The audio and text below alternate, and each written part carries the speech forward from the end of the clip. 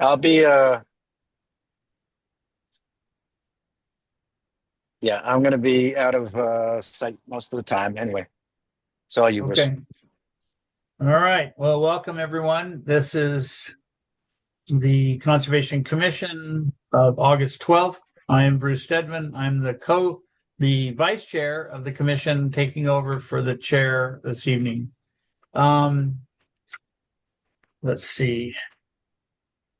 Just pursuant to Chapter 2 of the Acts of 2025, this meeting will be conducted via remote means. Members of the public who wish to access the meeting remotely may do so via Zoom or by telephone. No in-person attendance of members of the public will be permitted since we're not together, but every effort will be made to ensure that the public can adequately access the proceedings in real time via technological means. So I have a report at the beginning, very brief. As of August 7th, 2026, the drought status remains significant. And it's not like we don't know that. Anyone who goes and sticks their finger in the soil outside and they're anywhere will find That's that right. we're in a drought. So That's right. please be aware of that and do everything you can. And it's our role as commissioners to encourage people to be very cautious about their use of water. An important thing to note is that Tina Smith has resigned from the commission. So we have an opening. And should any of you have ideas on who might be a good candidate to fill this open position, please let Dave Zomek know, and we'll see if we can find a new member as quickly as we can. We lost Also, Tina as a member. Just so you know, yes, I need to tell Mom. I don't. Who was that? Was that Andre? Anyway, please know that we're canceling the August 26th meeting. There's too many people who are beyond vacation. We want to make sure that any issues that come up get full attention. So have a vacation. Happy summer. Rest easy and wait for the September meetings. Dave Zomek, do you have a report? Yes. Thanks, Bruce. Can you hear me okay? I'm I'm a having a little. There we go. Go ahead. little Good. technology issue here. Can you hear me okay? Yes. Yes. Okay. Good evening, everybody. Yeah, I'll be brief as usual. Happy to jump around here, a couple of updates around town. Um, as you know, Aaron and planning staff worked very hard with you and the planning board to get the open space and recreation plan submitted to the state. That was submitted. We're waiting to hear back. In my experience, they normally don't. They normally take quite a while to get back to us, but also they normally don't have any comments unless there's something really glaring. So I would expect them to say, open space and recreation plan accepted by the state, which makes us eligible for a number of grant programs. And again, kudos to Aaron and Walker Powell and Nate Malloy, who's left the town, and many others who worked on that in the recreation department, DPW, et cetera, et cetera. So happy to and excited to have that in. Um, we will be getting going, believe it or not, with the Community Preservation Act Committee fairly soon. Jason is your representative to the CPAC, and I believe the committee got, the existing members got a notice about upcoming schedule and meeting sometime later this month and into early September. So you're all set. Various boards from the Recreation Commission to the Historical Commission need to kind of re-up their liaisons. And then I believe we have a vacancy or two on that committee that the town manager will make that appointment. So no rest for the weary. We're gonna get going again on projects for FY 28. So that would be for July 1, 2027. So here we are, starting to budget for next fiscal year. But that's an exciting committee to be on, and Jason has represented you now for a year or two, and excited to get going on that again. Bruce mentioned the vacancy on the commission created by Tina's resignation. I would encourage everybody, certainly if you know people who might be interested, it's a pretty simple process and you can do it online. So encourage those folks to go to the town website and fill out a citizen activity form, CAF. And it's very easy to fill that out and somebody could express their interest in being on the commission or any other board or committee within town. Let's see. Puffer's Pond, we were doing so well this summer with water quality, and again, we got a series of flashy storms, as you know, which have helped with water levels in rivers and lakes and ponds to the degree it can during this drought. But unfortunately, that has thrown off our water quality testing at Puffers, and it is not passing state standards. So we've had to notice people that bacteria levels in Puffer's Pond are too high to safely swim. I think the only other two quick things I would mention is that on Wednesday night, the 19th of August, that's next Wednesday, a week from tonight, if any of you are interested in more discussion about the future of Hampshire College, the planning board will be taking up Hampshire College and their ideas about Hampshire College next Wednesday night on the 19th. I don't have a time on that, but you could check the website for their agenda. Our team working with the town of Amherst will be making a presentation to them to talk about zoning, in particular, the purview of the planning board and the town council, of course. So the 19th, if you're interested in that conversation, please check in on that. And then I know that Carol had reached out to me about the Friends of Lake Warner, and I did reach out to some of their board members recently, and I hope to connect with them about collaboration along the Mill River, Puffer's Pond, and the Cushman Brook, which all is part of the greater Mill River watershed. So those are my quick updates around town. I'm happy to take any questions on those or anything else that you might be interested in out there in our conservation world. Any questions for Dave from commissioners? Carol. I just want to mention that Brian Pearson from Friends of Lake Warner would like to be part of a public comment towards the end of the meeting, just to introduce some of their interests. Okay. When he arrives, we'll ask him to comment. Okay. I actually have one additional thing with my Fort River Culverts project hat on, just to let you know that essentially all of the culvert analysis assessments by the team have been finished. There's a few that are related to government entities like the town or like the state, but they're pretty close. The National Aquatic Connectivity Collaborative database at UMass had crashed for several weeks, but it's back up now. Should you want to look up anything about a particular culvert, you're now able to do that. And we have a series of outreach programs. We're going to be having a table at the farmers market as often as we can do it. There are what's called ice cream in the park every Saturday now for the next 3 or 4 Saturdays in different places. This coming Saturday is Mill River Recreation Area. And so there are posters around, and so if you can't find where they are, just let me know and I'll let you know. But please go get an ice cream and see what the team is doing. So any other comments or issues before we turn to Aaron about land use updates? Bruce, I'm sorry, could I add 2 quick things? I neglected to say that the Friends of Puffer's Pond, many of you attend the pancake breakfast down at Mill River, an annual event that everyone loves. And I recently received a check that goes, Kestrel Trust is the fiscal agent for the Friends. And I recently received a check for just over $9,000 raised as part of that pancake breakfast. So we're forever grateful to everyone who organizes that event, attends that event, donates to that event.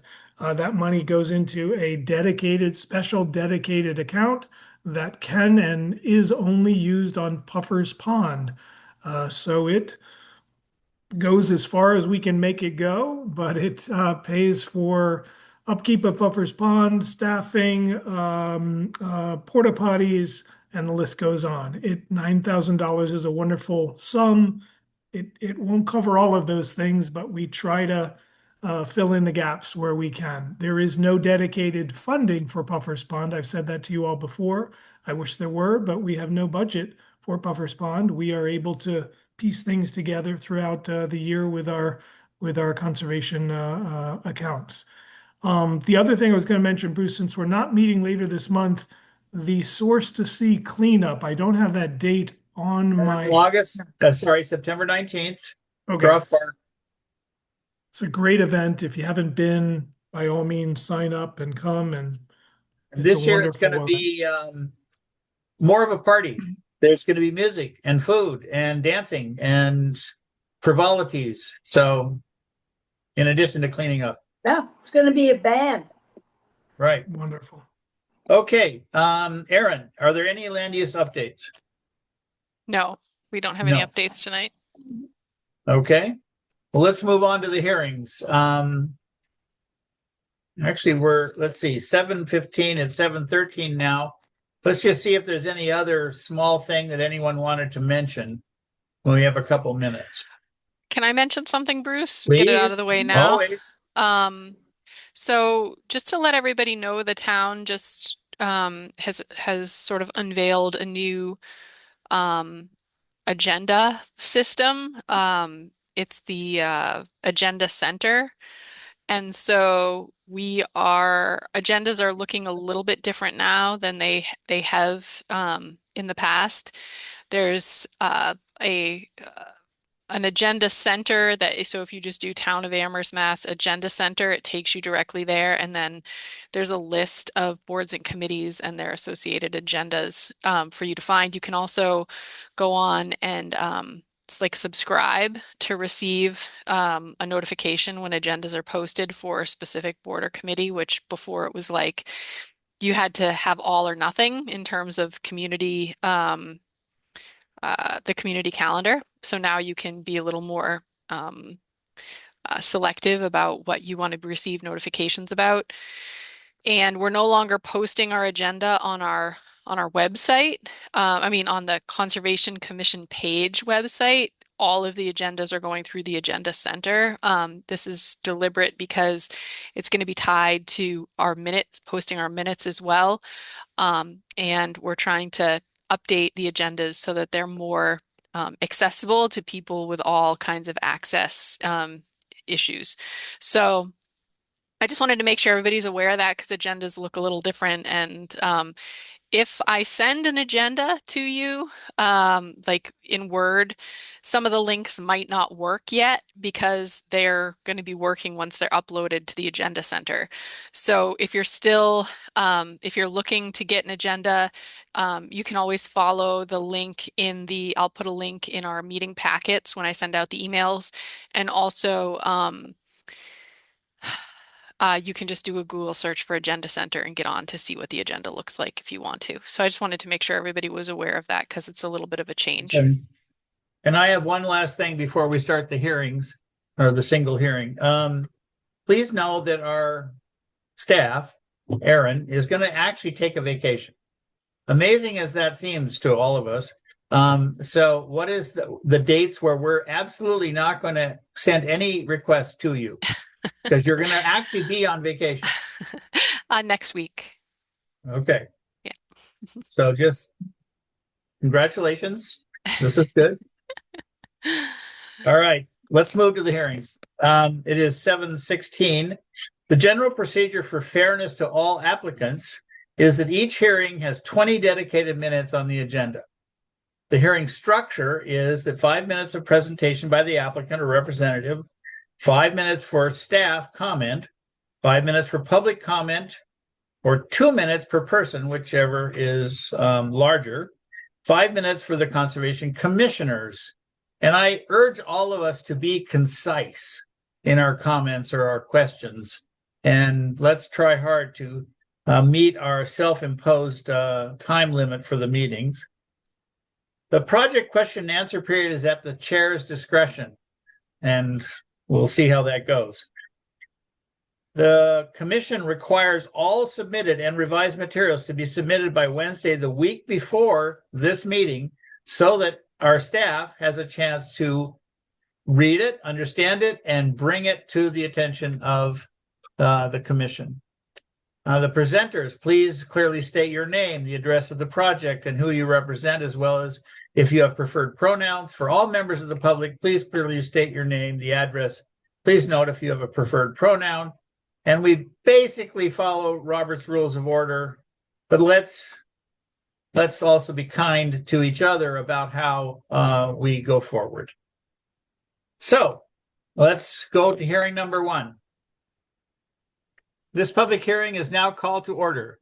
This hearing is being held as required by the provisions of Chapter 131, Section 40 of the General Laws of the Commonwealth as an act relative to the protection of wetlands, as most recently amended, and Article 3.31, the wetlands protection under the Town of Amherst General Bylaws. This is a request for an amended notice of intent submitted by Pure Sky Energy for a change to the previously approved transfer containment system on 2 equipment pads associated with the solar facility at 191 West Pomeroy Lane, map 19D, lot 10. So, is there anyone here from the applicant, and can you bring them in? Yes, I'm gonna promote Neil Brewster and Pat McGowan as panelists.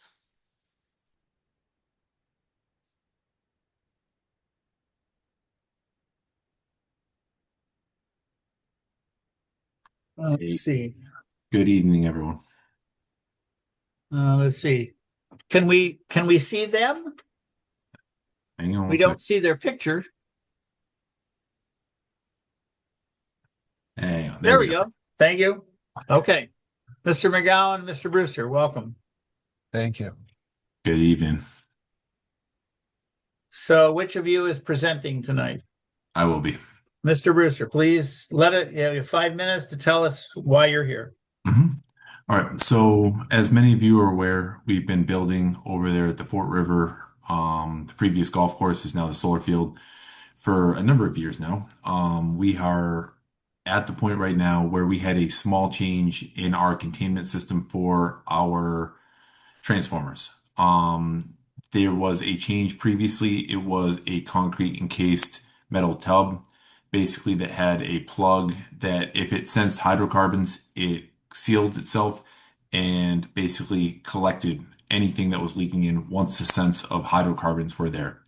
So due to supply chain issues and where we're at right now, and at the time of the install, what we did is we pivoted slightly to a more of a PVC geomembrane that again has that sensing ability to, if hydrocarbons are coming through and infiltrating through the membrane, it seals itself and allows itself to basically trap everything right there.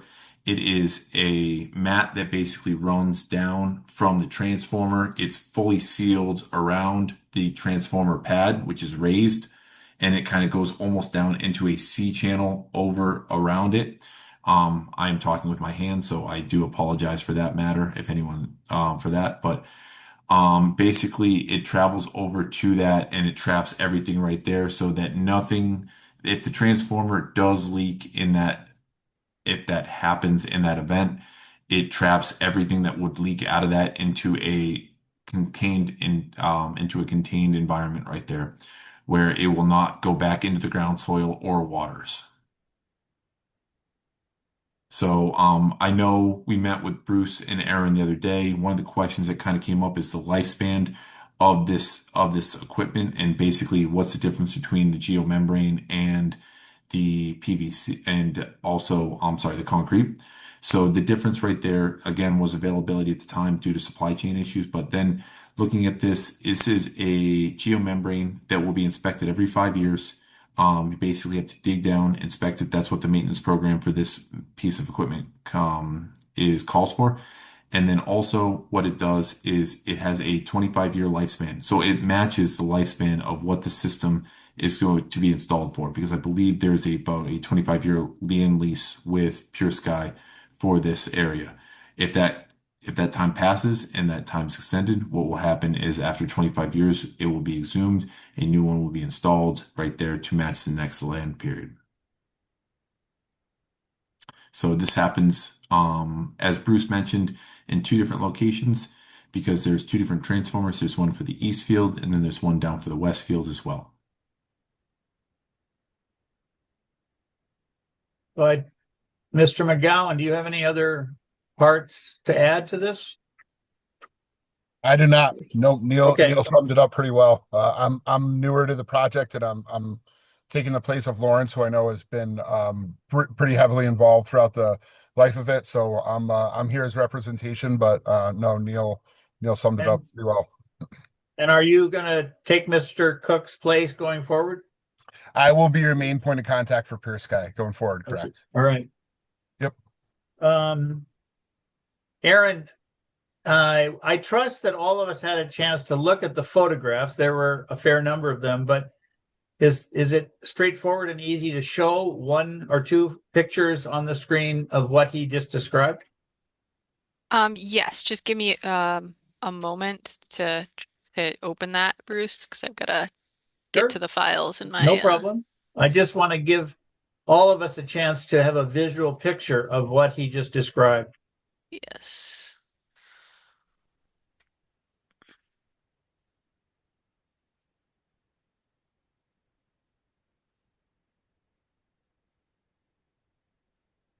Okay.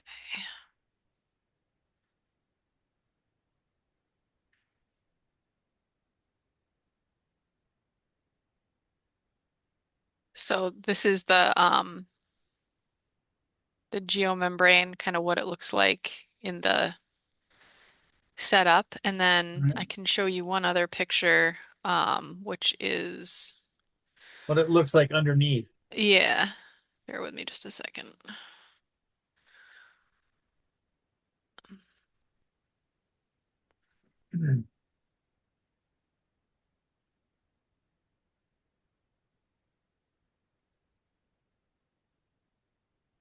Oh, geez. Sorry. For some reason the PDF isn't working. Give me one, just Okay, we have time. uh,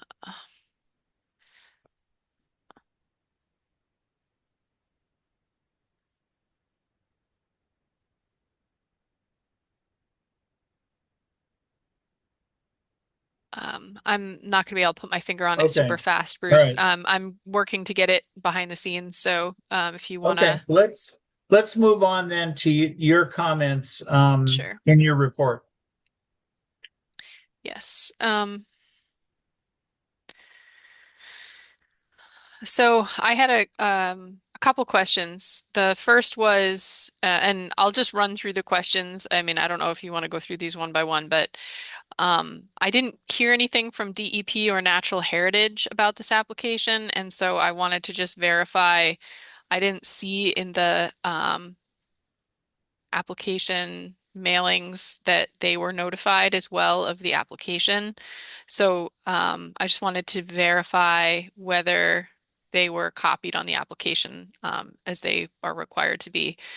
The other two questions were from reviewing the application and the manufacturer's specifications. I was curious whether on the install if the HDPE pipes were used to increase the void space in the geomembrane area. It was stated that in the manufacturer's information that for smaller containment areas that they recommended that, and so I was just curious if that was done. And then Let's get an oh, answer on that one from sure. either of our Yep. panelists. Yep. No, I'll answer that. So generally for that, so this design is generally for larger, much larger than just a single transformer. This design is generally something what you would see in more of like a substation. So it's designed to carry like a lot. Since our application was so small, there is no piping. It is straight stone. But what was done is it was engineered to calculate the size of the infiltration of what the oil that's actually in the transformers. It was engineered to ensure that if anything was to leak, it would still only take up about 40% of what the actual containment around the unit actually holds. So there is no ACPD piping. It is just straight clean stone around that unit.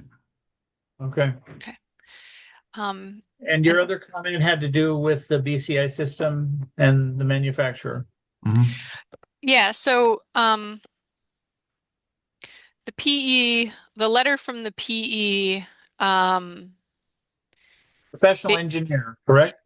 professional, Yes. sorry, yes, the letter from the professional engineer um, noted that the install was overseen by the manufacturer. So I think um, one of the, I think the commission was concerned that the structure itself, whether the structure itself was appropriate, but I think that the other question that the commission was interested in was how it had been installed and that it was installed per the manufacturer's recommendations. So it sounded like from the PE letter, like the PE wasn't on site when it was assembled to like certify that it was assembled or put together, installed properly. But it did state that that the manufacturer was present on site and could certify that it was installed per the manufacturer's specifications. So I was just wondering if there was something in writing that the commission could get that just certifies that installation process. Yeah, so I apologize for such a late reply on this, Aaron, because we did get that comment. Pat did reply to you probably around 4 o'clock today, 4:30. Um the installer was on, I mean, I'm sorry, the manufacturer was on site while this was being installed. They certified while it was there. They certified that it was sealed properly, that it was installed properly, that it was all right there around the base of the transformer installed properly. The outer lining, came up, was staked, and there was no sags, there was no issues. Everything was installed per their spec. And then what they did is also they provided a certificate of insurance at the end of it, stating that everything was performed to their standard and everything was done correctly, so that they'll certify and actually insure it. Because they don't, their policy for their company does, they do not actually supply an end letter, but their proof of insurance is that letter that everything's installed to there, because they will back that and actually go to bat for if there's any issues, if there was any defects, because that's what their insurance letter means, is that they are confident that their product meets that standard where they can certify it. So can we Okay, so get a let's, copy of that? Yes, that was Yeah, all we need a provided to you copy. this afternoon. That was all provided this afternoon. I Oh, okay. apologize. It was provided by Pat McGowan, Okay. a little bit later in the day today, Aaron. And then Okay, there was great. correspondence where there was emails where it showed, there we again, go. yep. So So there's some of the interior part as it was being constructed. So mhm. Andre, I see your hand. I want to just double check if there's any member of the public that has a question before we go to the commission. I was just looking to follow on that same question that Aaron had. Well, let me just test keep to the order and let the public go first, and then we'll come to that. Is there anybody from the public who has a comment or a question on this this hearing? Seeing no one, we will go to Andre. Yeah, I'll remember what my question was later. Well, no, we're here now. Now it's the commission's turn. Yes, I don't remember it. Oh, okay. This is what camping does, you see. It certainly does. I'm camping now, but I do All right, have Rachel, Oh, go ahead. I do have a different question. Mr. Brewster, I didn't get your first name. I'm sorry. Neil, I'm sorry. Neil? Yep. Okay. Neil or Mr. Brewster, however you wish to be addressed. Whichever. Okay. You mentioned that at some point the company decided to, quote, pivot slightly toward PVC sealing and sealant and so on. When was that? So the decision was made towards the end of last fall into winter when we were trying to get this transformer in. All right. So then it took, how long did it take you to ask us or notify us to do a change on what you guys had agreed on building? Aaron, I apologize for asking this to you. Do you roughly know? I believe Lawrence reached out right around end of Q1, or end of Q1, around February, March, April timeframe. Yeah, it was actually a member of the public that brought it to my attention, and I inquired with Lawrence about it, and then Lawrence explained what had happened once it was brought to my attention from somebody. Okay. All right. Thank you. So Neil, what makes you what makes the company feel that that change was justified when you've done that with absolutely no permit, no permission? So what we did is we found a product that was identical. It did the exact same process. It had the exact same characteristics, to basically achieve the end goal, which was to not allow any sort of hydrocarbon back into the groundwater that would be underneath that transformer. So we made sure that there was a appropriate collection system around that transformer that allowed that. But what made you think that it was okay to make that change without consulting with the commission that gave you the permit in the first place? Not gave, but approved. I don't want to make it sound like, Mhm. but I mean, are you catching what I'm saying?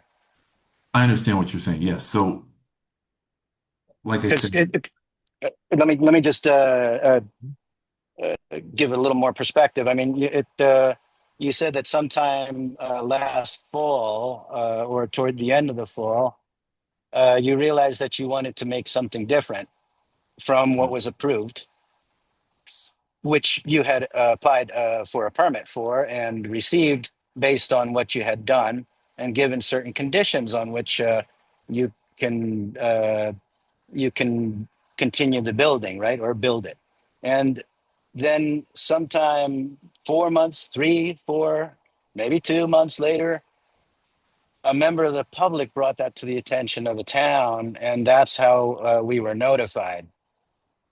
Um, and now you are presenting us with this alternative that you built without permission, and you first asked us to approve it as a minor administrative change, and now you're asking us to approve it again, to approve it. What do you think that we're going, how do we trust that you're going to do that you're going to do things within the parameters that we set if we set new parameters this time? so what new parameters are you speaking of on this round? Just out of You're curiosity. asking for, so what we did is we approved parameters for different type of containment system. Mhm. You built the containment system that you thought was appropriate, violating the permit. That's So violating the conditions of the permit. So at least in my what I believe, or it's a potential violation. So what makes you think that when we set parameters for, when we as we move forward, or what makes you think that anything that we're going to believe what you say in the future about what you're going to do? Mhm. So, That's what I'm trying to say. You no, understand no, what I'm let's asking now? let's let Mr. Brewster answer and then see if other commissioners have a question. Sound so good? what we did here is the end goal. Our understanding is the end goal was to basically protect the environment around where the solar field would be. It's to protect not only the pad area in case of any kind of manufacturer failure, but it is also to protect underneath the pad area for that ground, underneath the ground area for that water. So what we did is we provided a system when we were in construction, everything else, the supply chain issues created that void where we could not complete that in a timely fashion. So what we had pivoted to is a comparable piece. So I understand the question is what makes you believe that we will actually follow any future pieces here? So at this point here, like everything else has been followed to the letter. We've been followed through on all of the other pieces. This is the absolute last piece that's there. So my question is like, everything else follows that code. There will be no other surprises. This is the only small change to that permit. Let's see if any other commissioners have either a comment or a question. Rachel. Thank you. Yeah, I just wanted some clarification of the documentation that was submitted. And we're talking about two different containment systems, one for the BESS storage and the other for the transformers. And I think what's really clear in the documentation that you guys have provided is that the transformer system has been reviewed by the LSP, the substitution for the product, and that seems to comply with the requirements that we're looking for. What is not clear to me is the substitution for the BESS system. What was reviewed by the LSP in his June 2025 letter, so about a year ago, the letter was a Strongwell system with the XR5 membrane. And his letter that he provided in June 2026, 1 year later, a month ago, he says that he already reviewed the system for the BESS containment system, but it's my understanding that you're using the BCI system for the containment for the BESS system. So it's a different product. And it'd be just really helpful to have a really clean, clear letter from an LSP that reviews the product that has been installed or is being installed to make sure that, because it sounds like there was a substitution after all. So again, I just want to be clear on the understanding of the question. So the question, I'm sorry, not a question, more the ask is to 100% ensure that the EOR's letter that we provided clarifies that the system that he's reviewing is the BCI system for the BESS system with that drainage and everything else like that. Is that the Correct. Yeah. Okay. Yep. No, I can definitely clarify that. Aaron, I know you have your hand up. I'll pass it to you, but no, I can definitely make sure that Tetra Tech does clarify that, because his intention was he did review the current system, the BCI system. But Aaron, I'll toss it to you just to add. But it wasn't Tetra Tech. It was your LSP. Oh, the independent engineer. I'm sorry. Yes. I understand. I just wanted to clarify something, if it's okay. Is it okay, Bruce, for me to clarify Yeah. Rachel's We question? need clarity here. Yeah. So I just want to make sure I'm understanding this. So we previously had an amendment for the BESS containment. That's my understanding. And what Rachel referenced was that the previous amendment for the BESS containment was for I believe, said a Strongwell system. So, Neil, can you just confirm we amended the permit previously for the Strongwell system for the BESS?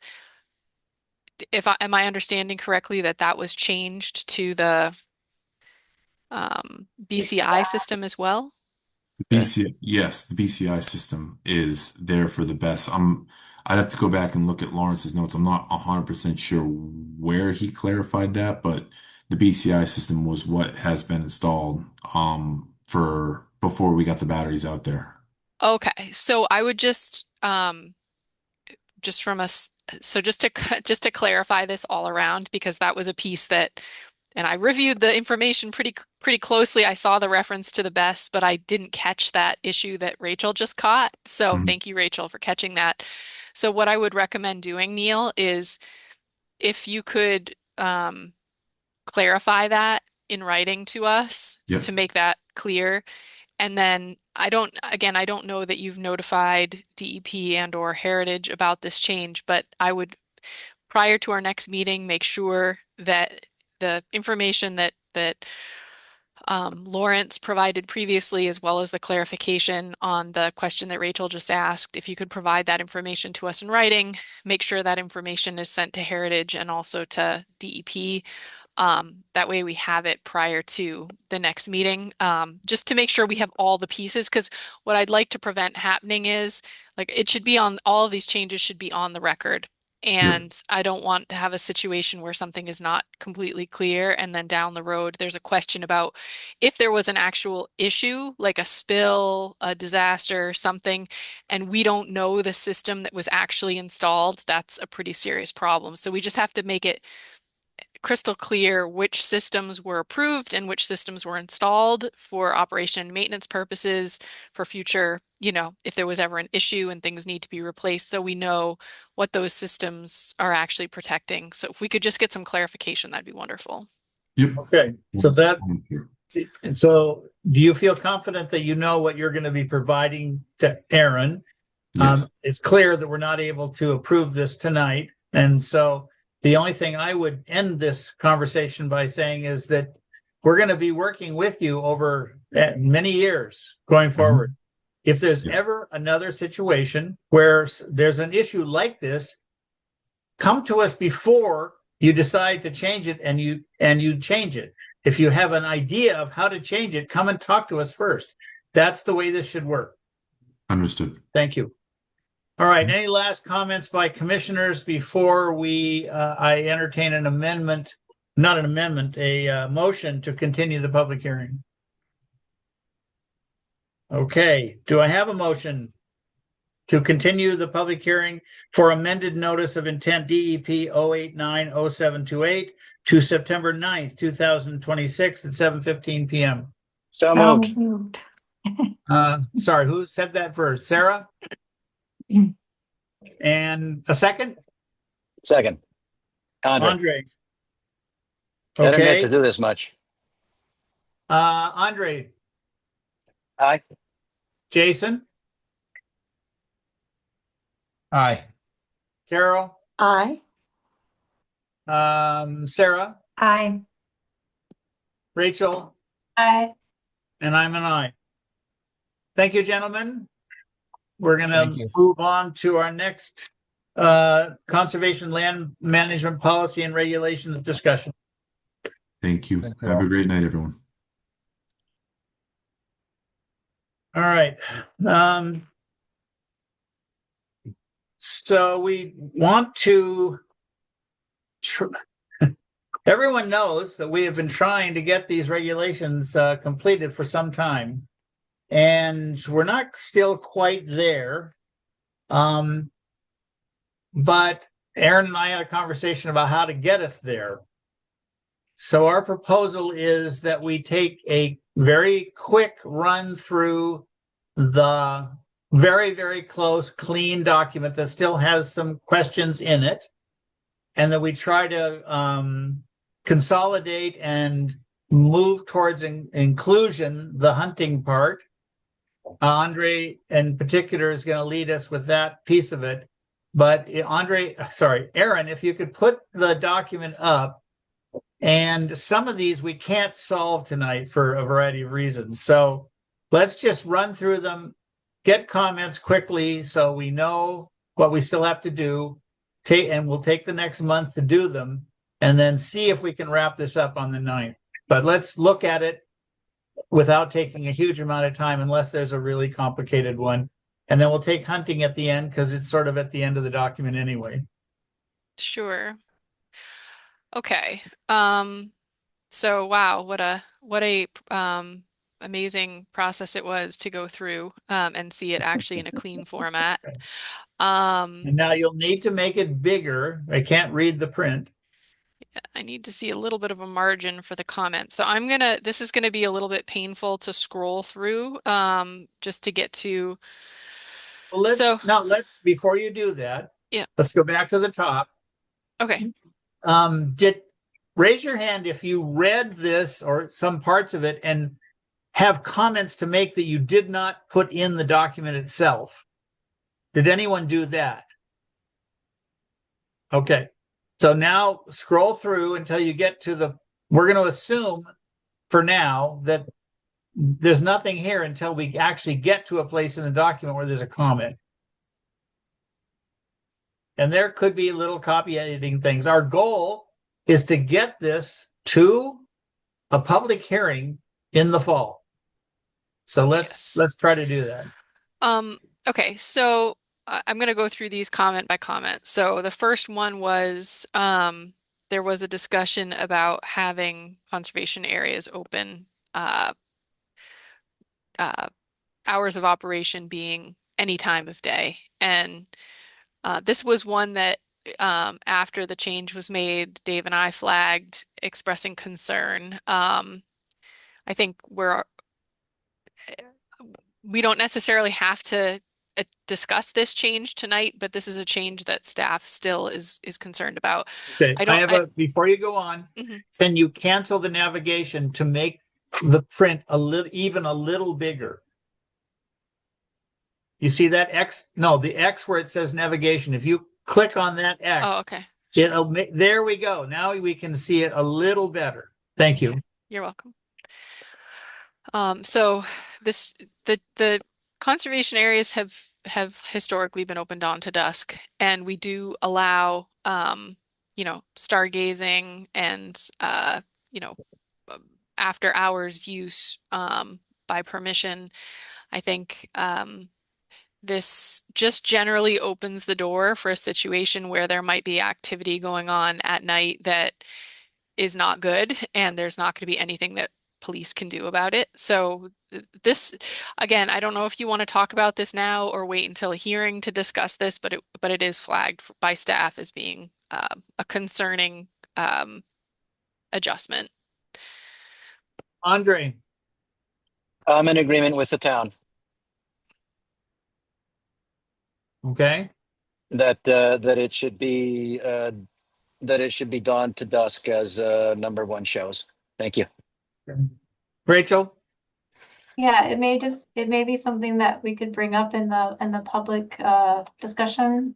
And I don't know, there may be another phrasing or terminology that'd be helpful. I'd like to point out that for people who maybe are marginalized in our community or maybe feel marginalized, like I had a friend who moved here from Iran, and he said he wouldn't go somewhere because there was a sign that said no entry beyond this point, but there was a kayaking roll session in the UMass pool, and he was so worried about getting in trouble because he was an immigrant and he had a special visa status that he was not able to access that public use because of the sign. So there are people who in our community that are really sensitive to what the rules are. And so something like, yes, it's okay to go stargazing. For some people, that's a privilege that we feel fine ignoring the sign that says open dawn to dusk. But for other people, that's a big limitation. So just want to put that out there. Dave? Yeah, thanks, Bruce. I'm happy to have this come up at a public hearing. I think it's really for staff. It's just a practical matter. We did discuss this with the police department. Just to let everyone know, I mean, all of our parks are dawn to dusk. It just makes enforcement extremely difficult. So, for instance, if somebody has a fire out at, a bonfire out at Puffer's Pond, I think I've said this before, you're promulgating rules that say no fires, but the police, with this in place, the police can go out and they can't tell anyone to leave. They can simply say, put out the fire. So it just, from a practical standpoint, people use our conservation areas all the time in the evenings, at night. I mean, people fish at night, they hike at night, they run at night. I hear what you're saying, Rachel. That's, I think, a very unique perspective and subset of our community, but I think it's just a practical Okay. matter. So going forward for the rest of these, this is a good example of let's try to simplify so it's easy for people to understand what the regulations are and they can adhere to them. Let's move on. Camping Camping. was another one that was flagged.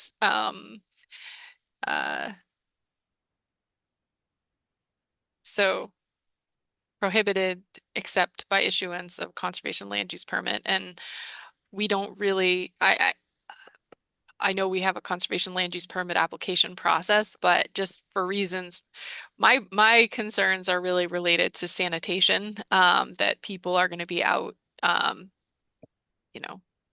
using the woods as a bathroom, and that could potentially be a problem. Also, just there's not always trash receptacles.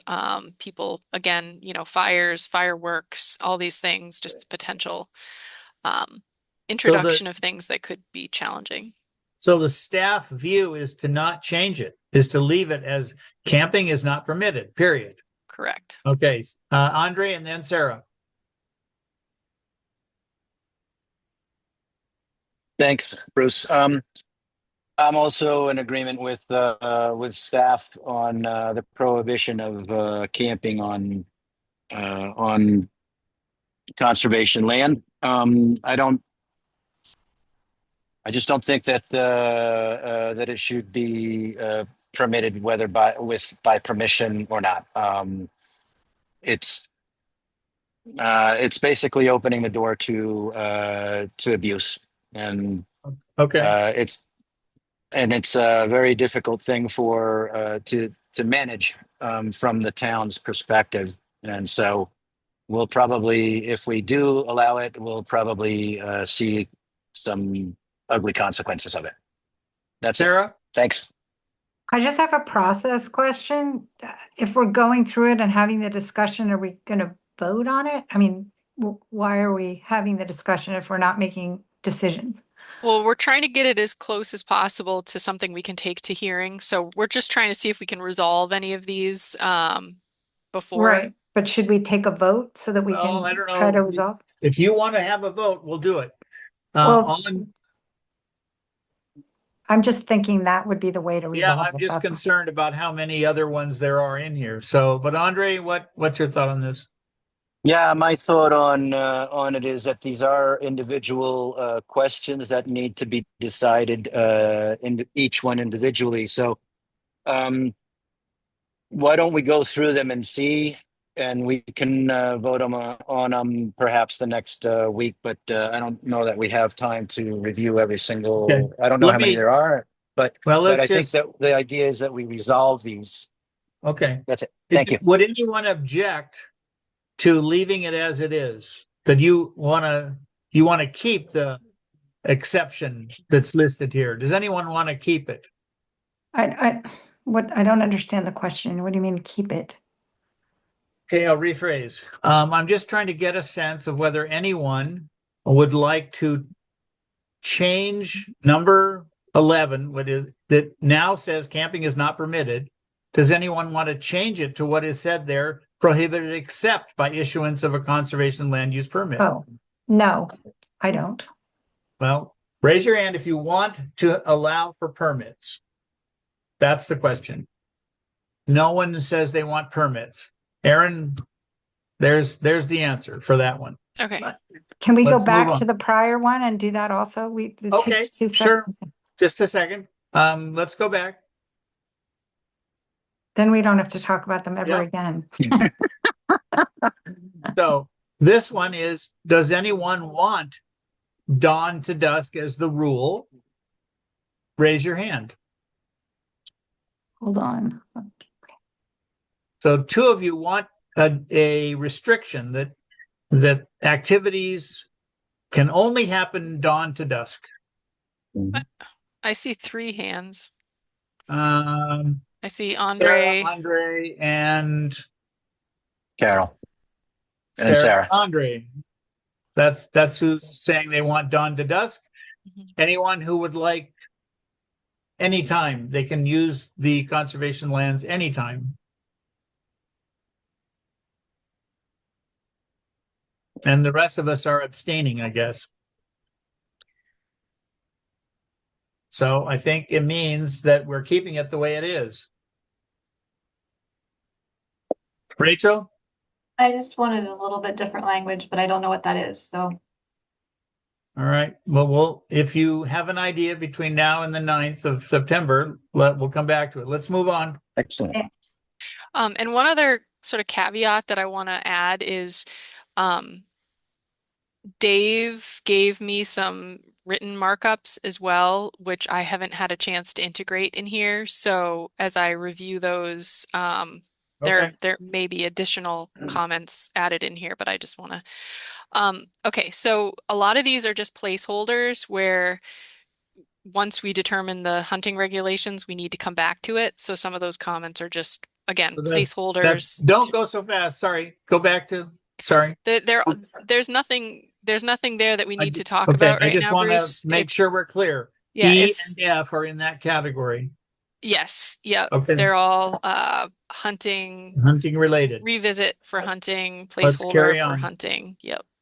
The placeholder of 23, 24. 28 is a question for the town attorney when they do their final review, which was that we wanted to add in this little provision about the drones being operated in a manner where they couldn't endanger animal life or people. So we just want to clarify if that's an okay addition with the town attorney. So that was Before one you of go the, on, okay, before you go on, it sounded like someone was concerned we went too quickly. Go back up to the previous one. And if someone in the, because I can't see all of you at the same time. That's what part of, so did we go Well, too I quickly? don't have it on my screen anymore. You're not seeing what Aaron's putting up. No, no. Well, I did a minute ago. Mhm. is it minimized, Carol, in your All right, somehow? I went back to Okay. the speaker view. All right. There Okay. we go. All right. Okay. All right. So I'm going to just roll by the ones that are placeholders, but if anybody sees anything that they want to discuss, please let me know. Is there something Well, about just- drones that you scrolled past? which here, That was the one where we have to get the town attorney's feedback on. So that's Okay. not really for the commission to. so don't scroll by them. Stop, let people look at it, explain what you're gonna do, and then move on. Okay. So this Stop. is this is the drone one, and it's a comment was made on here. Somebody inserted this from the previous edit by the town attorney.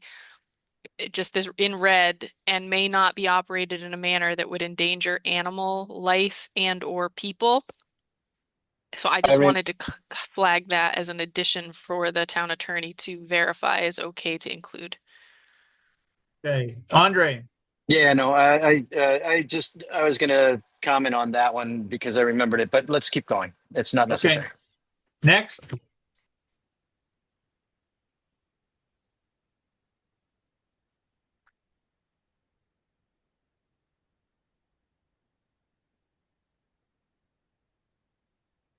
Okay, Okay, so there's a couple things here.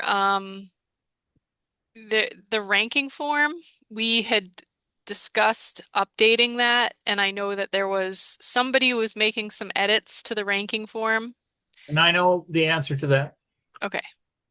So Tina was making Yep. the changes, and I essentially gave it over to her. So I'll take it back, and we'll come back to that at the next meeting because I don't Okay. know the status, and she's not with us now. So Okay, so I just wanted to, I guess, raise one point, and this is related to both of the references tied to Appendix D here, which is, I'm very conscious of how much time this has taken. I think we're pushing 5 years on this policy at this point, developing it. And I wonder, and I've talked to Dave about this, whether this is something that could be somehow referred to staff to develop not only just the ranking form, to refine it to meet the commission's desired outcomes, as well as the application process or the application, form and process to develop a standard form. Like if it could be delegated to town staff to develop these, as opposed to us having them finalized as we're finalizing the regulation, because it feels a little Okay, so yeah. you're asking us to delegate. Does anyone object to delegating the appendices to the staff in the way that Aaron described? I don't see any objection to that. And we'll all see it again at the public hearing, so there is another opportunity. So please do that.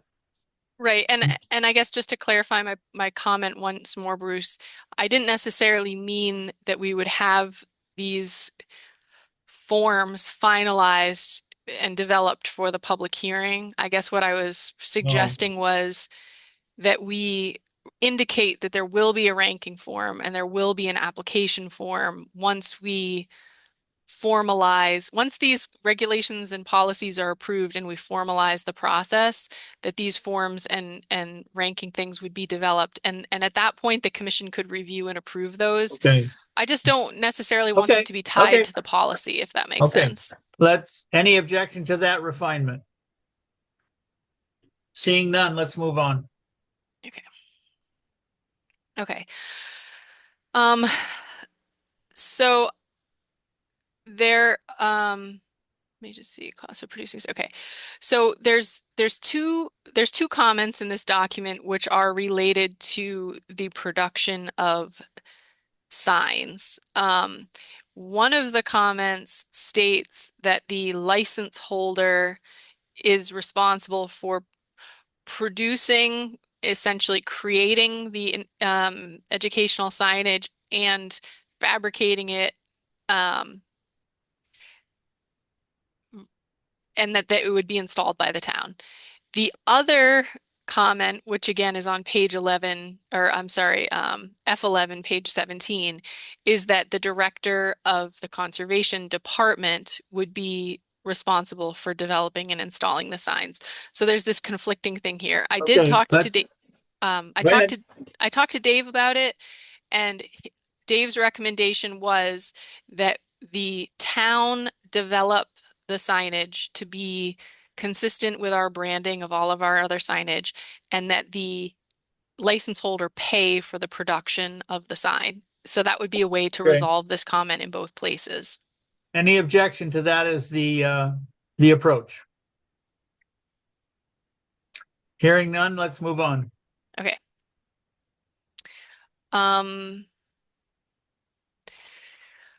There is an additional conflict with public access on agricultural land. So in one location, it says public access to land in agricultural use is prohibited. And in another location, in the last section of the agricultural section, it says public access shall not be restricted to land that's leased. So I think that there needs to be some slight refinement, and my recommendation there would be the area that's leased to whomever's paying and responsible for this area for their agricultural production, that the public should not be entering that specific area of the property, particularly if it's a fenced area that has crops growing. For example, people shouldn't be trespassing in somebody's crops. Their dogs shouldn't be trespassing on somebody's crops. However, people should still have access to the property, meaning if there's a trail system, people should still be able to enter the property to use the trails, just not going on to the license holder's crops to disrupt them. Any objection to Aaron's description of how to resolve this conflict in the two sections? Seeing no, and let me just say, Jason, you're the one who I can't see most of the time, so shout at me if something happens, because I don't see your picture on the screen. Okay, will do. So Okay. Can I just make a quick comment there Andre, on this one? yep. Yep, Aaron, if you want some help with that wording, I think it's great that you found that we can protect the crops, but not the land. I mean, so I think we've chatted about this once Okay, before. So if you need any help with that, let me know. great. Thank you Thank for offering that. Let's move on. Okay. Um, We talked about this one, we number talked about 11. this one. Yep. Okay, This is the location where it conflicted with the up above. And then, we did discuss fencing, and this note was here. It was just something that occurred to me while I was reading here, because I wanted it to be clear to anybody who's leasing the land that the town isn't going to be providing utility connections for like electricity consumption on conservation land. And I thought maybe if we specified that any fencing that was electrified would need to be either battery powered or solar powered, that might be a good addition just to include to make sure that expectations are clear. any objection to that inclusion? Seeing none, let's move on. Sorry, Bruce. Aaron, Jason, are we are we letting them run power? If it has to be solar, what did you say, battery or solar? Say the town's not providing power or utilities.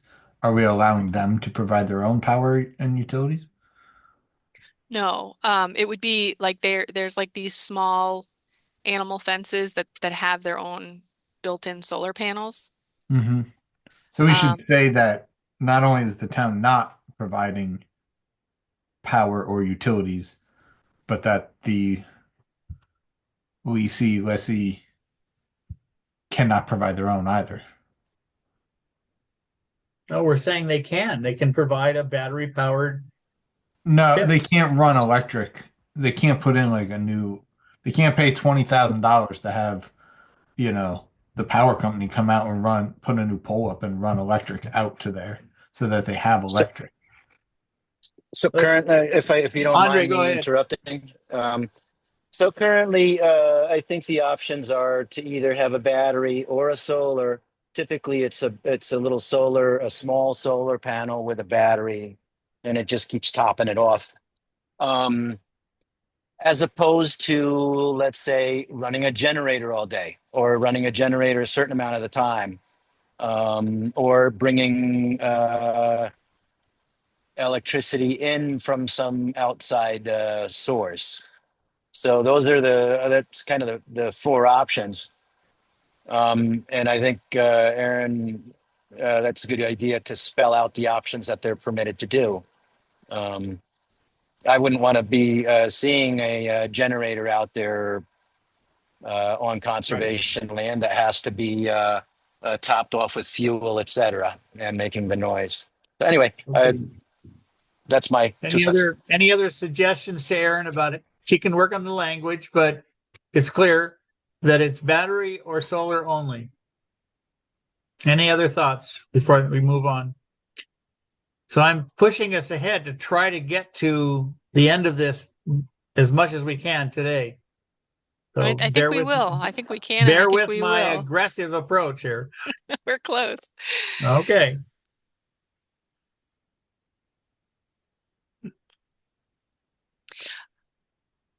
Okay. So let me just back up for a second. Sorry. Okay, so I just want to, at the last meeting, there was, we basically broke this conservation land management section up. So there was like conservation land management general, and then there were these subsections below it for forest management, mowing, early successional. Each one of those subsections has a reference to the commission following, or I'm sorry, that the entities that are managing the land, the town and or its agents would be following regulatory procedures properly.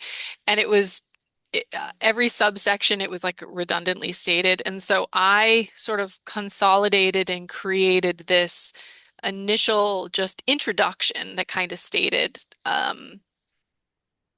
trying to sum up just in a consolidated manner. And then my suggestion would be that we remove the reiterated statement in the subsections. And so that was what this is the paragraph I created, and then I can go through the redundancies so you can see the subsections. Before we do that, Dave had a Yes. thought. Yes. I'll hold my comment, Bruce, until after you get through this. Maybe you could call on me when you're through this, Sure. this section. Okay, so the question here is relying on Aaron's judgment to reduce redundancy, which is a good thing. So let's scroll down and you show us the places that you are trying to get rid of redundancy. The Yes. material you put there, it was already in this document, you've just consolidated it. Right. So Okay. so here's one of the first subsection, forest management and conservation land. And as I get down here, you'll see that like the last sentences are, and again, these aren't refined with any specific language, but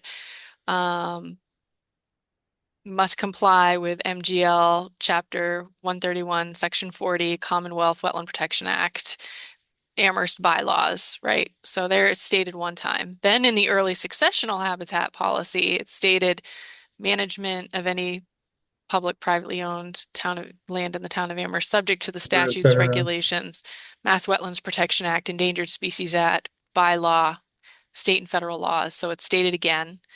And then as we move down into mowing, it's stated again in accordance with MGL Chapter 131, et cetera, et cetera. And then in the improvements and alterations to town conservation land, it's stated yet again. And so that's Okay. what that introductory paragraph was aimed at, reducing that redundancy. Let's go to Dave and then see if anyone has an objection to the consolidating you've done. I think, Bruce, I'll wait until after you're done with this discussion Okay. because I have another. Okay, so does anyone have any concerns about the way that Aaron is doing this consolidating and redundancy reduction? Andre? I think that it's a great thing to reduce the redundancy. If you can bring it back, Aaron, down to the mowing, though, Oh, okay. because that's a mowing plan that hasn't been produced yet. I think we should leave it there. But everything else looks like it's summed up properly. What my point being that since we're essentially directing or saying that there needs to be a conservation, a mowing plan, that I think is an appropriate place to place it because it's talking about the plans, not that everybody needs to. Okay. Anyway, so that's my thought. Any other questions or concerns for Aaron's consolidating? So Aaron, if you could leave that one based on Andre's suggestion, and then the rest of them, thank you for consolidating. Moving on then to community gardens. Okay.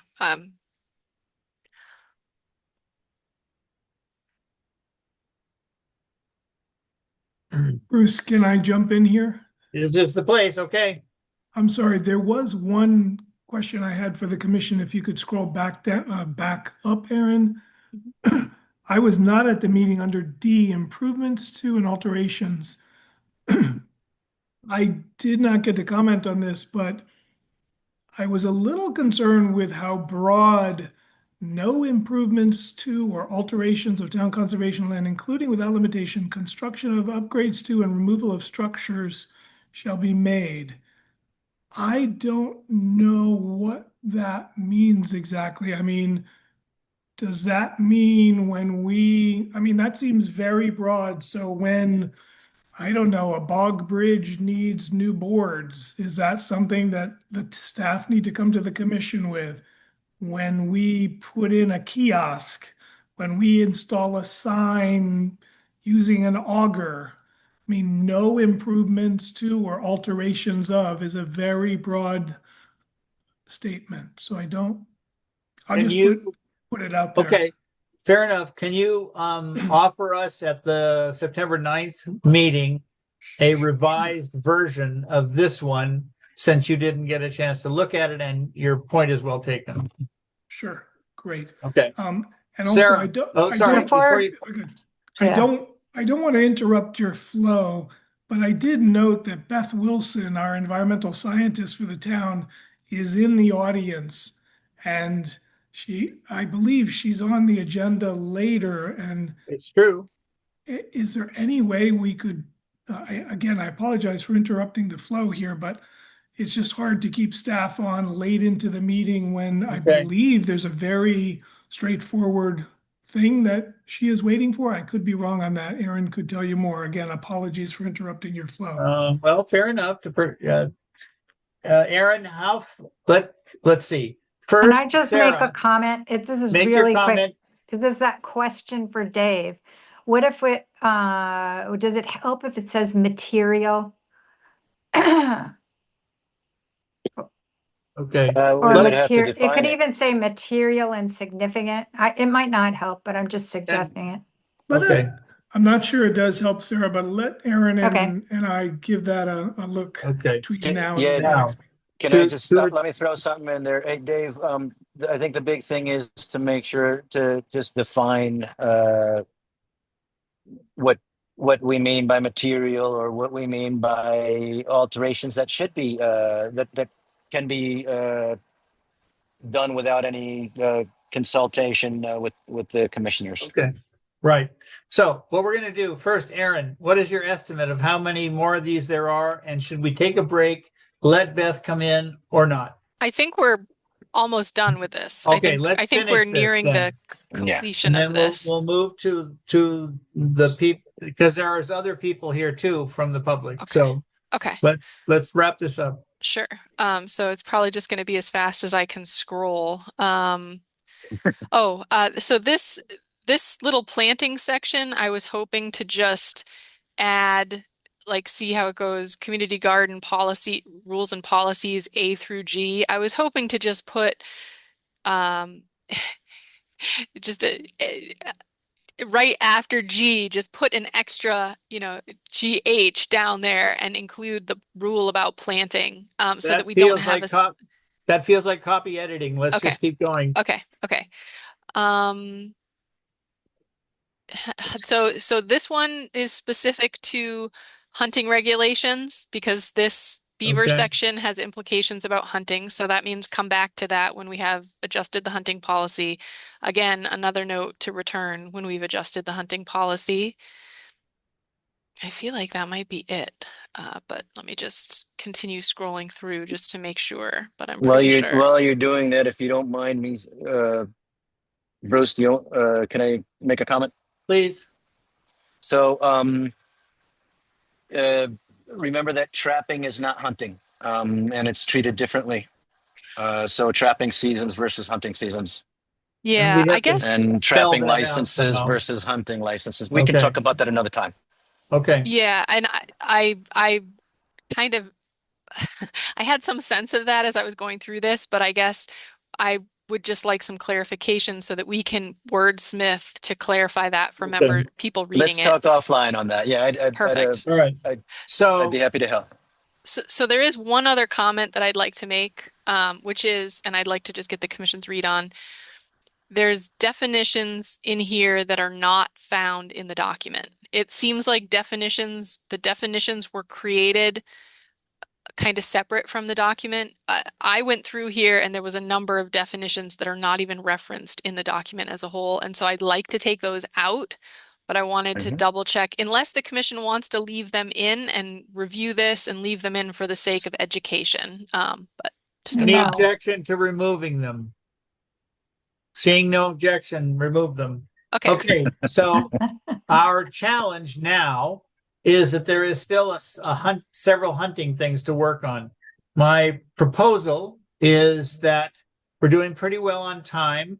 but my proposal would be that we shift now to other business, try to and make sure that the members of the public who are here get a chance to address the issue they came to address. We'll see how much time we have at the end, and then we'll go back to hunting towards the end and see where we end up.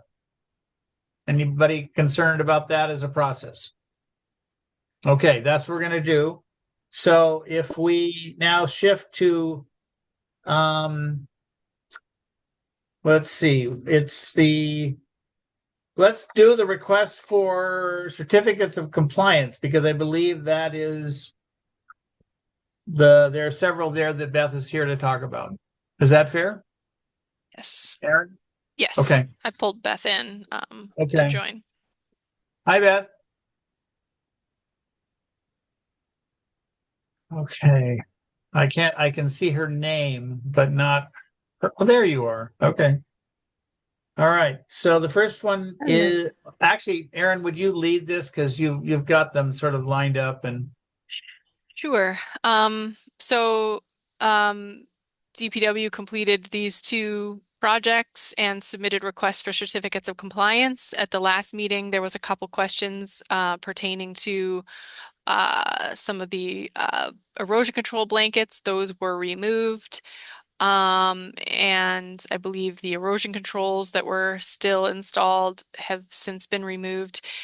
There was one small sinkhole that was reserved on the Middle Street culvert, and I think Beth was just here to talk that through and also just make sure there was no questions. okay, Beth, this is you're on. Hi, everybody. Thank you. There's Potwine is completely done. There's no erosion control left there. The vegetation's grown in. At both locations, the vegetation has completely grown in. There never was any of that matting at Potwine. Middle Street did have it, but an intern and I removed it about a month and a half ago. So at Middle Street, there is this small area, it's within the riprap, where it has just sunk a little bit, and the highway department is planning to just come out there and by hand fill it in with a little bit of gravel and sand and soil. I think Aaron had a picture of it. It's relatively small whole area right in the riprap that looks like the soil just kind of sunk in. But besides that, the sites look really great. I kind of suggest everybody go take a look at these culverts. They're pretty amazing, pretty good improvement for the stream in both locations. Okay, Aaron, am I able to share my screen? You should, and you may need to request to share, but I'm sending you a request. Yep. I'm going to take 1 minute for this. Okay. Beth was suggesting you take a look, and there they are. This is the Middle Street one back before it was worked on. Here's during the installation, and here's what it looks like now. The lower one is the Potwine lane.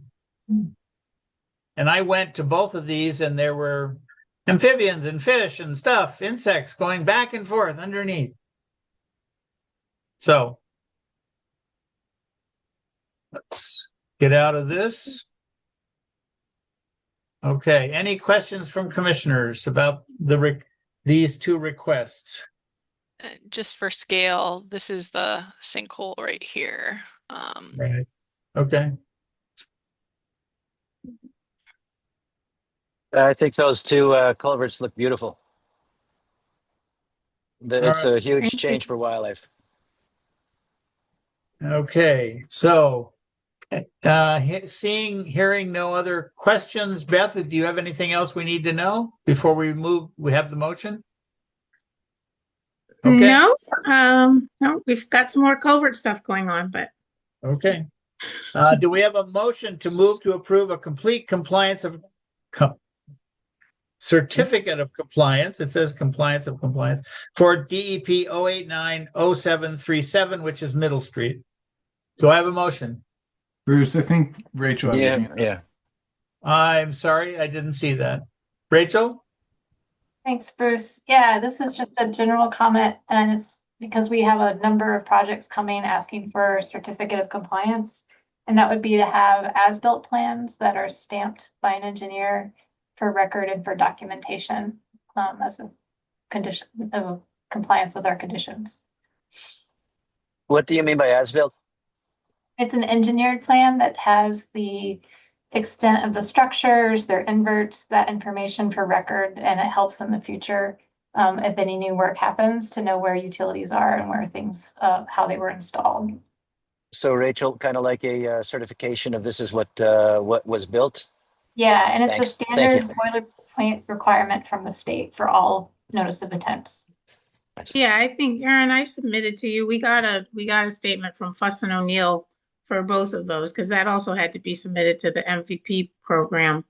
Did I send that to you, Aaron? I think I did. I think I was waiting to get those so that I could submit these. The It's a statement, we plan. did receive a statement, just not an Plan. as-built plan. It's a plan, it's a record plan that's been stamped by an engineer. Yeah, I think we have those because we had to submit them to the MVP program. And then the statement from Fuss and O'Neill just is saying that the final design was done in compliance with the order conditions and but did I submit those to you, Aaron? You said I submitted the statement, but not The the as-built. statements, yeah, but if you have Okay. them, you could just send them Yes. along to us. So Yeah. Aaron, can you go back to the screen that shows the motion? Yes.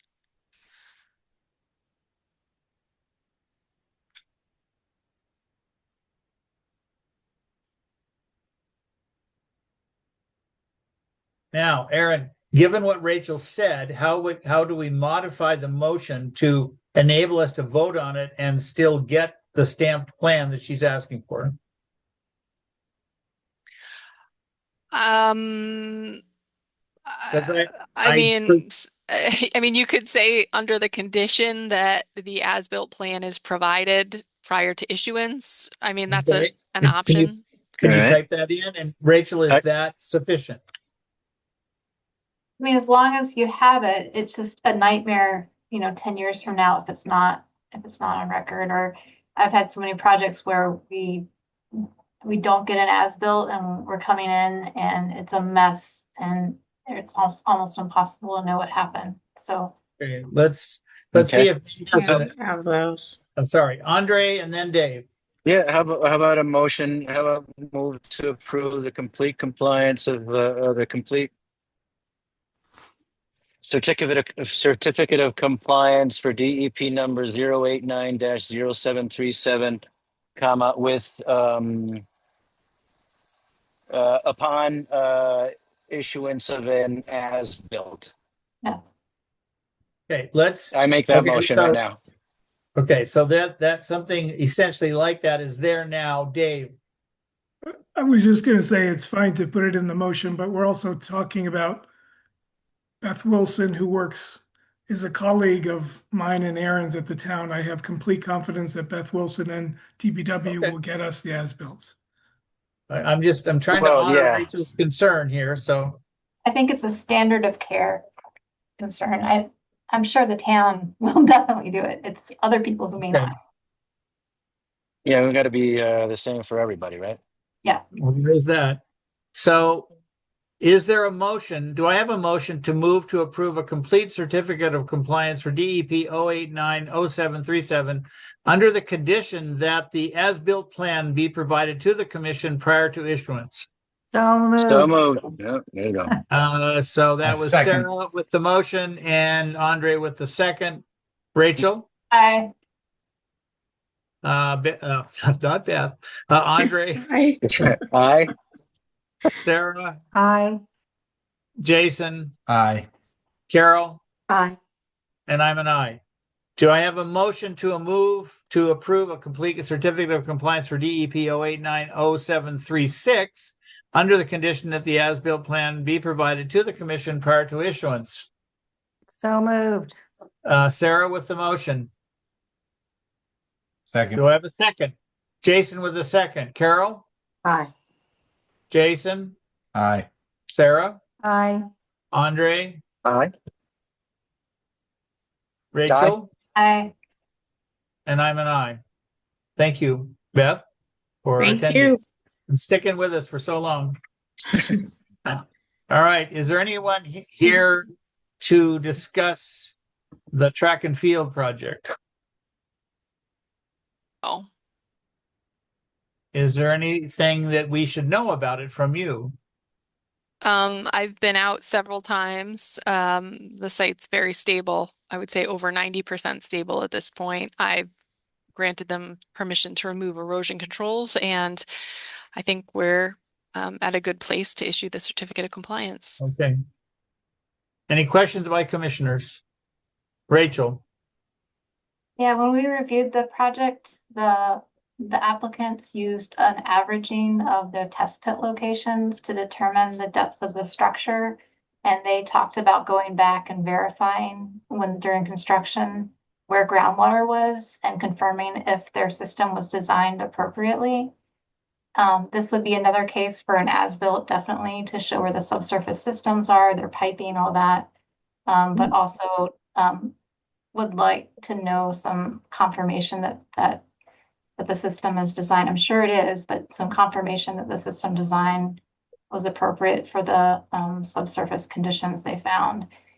Just for record, averaging test pits is not a standard procedure.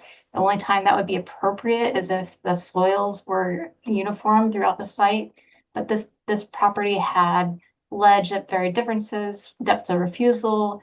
The test pits they did were all over the map. So I had concern in the previous approval that their averaging method would hit the mark, and I hope it did. I think we would know otherwise, hopefully, if it didn't, but just would love to have that assurance before approving the project.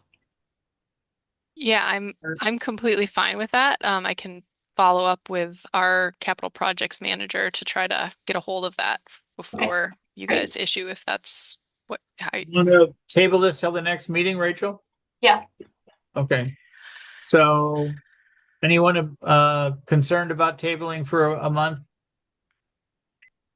Okay, we'll let this one go. Let's move on to 246 College Street. It's on hold, as you can see. Yes, yep. I think at this stage, Carol, we should ask Brian to come in and just, because he's been waiting a really long time and we've still got some time in our meeting, so I'd hate for him to have to wait till the very end.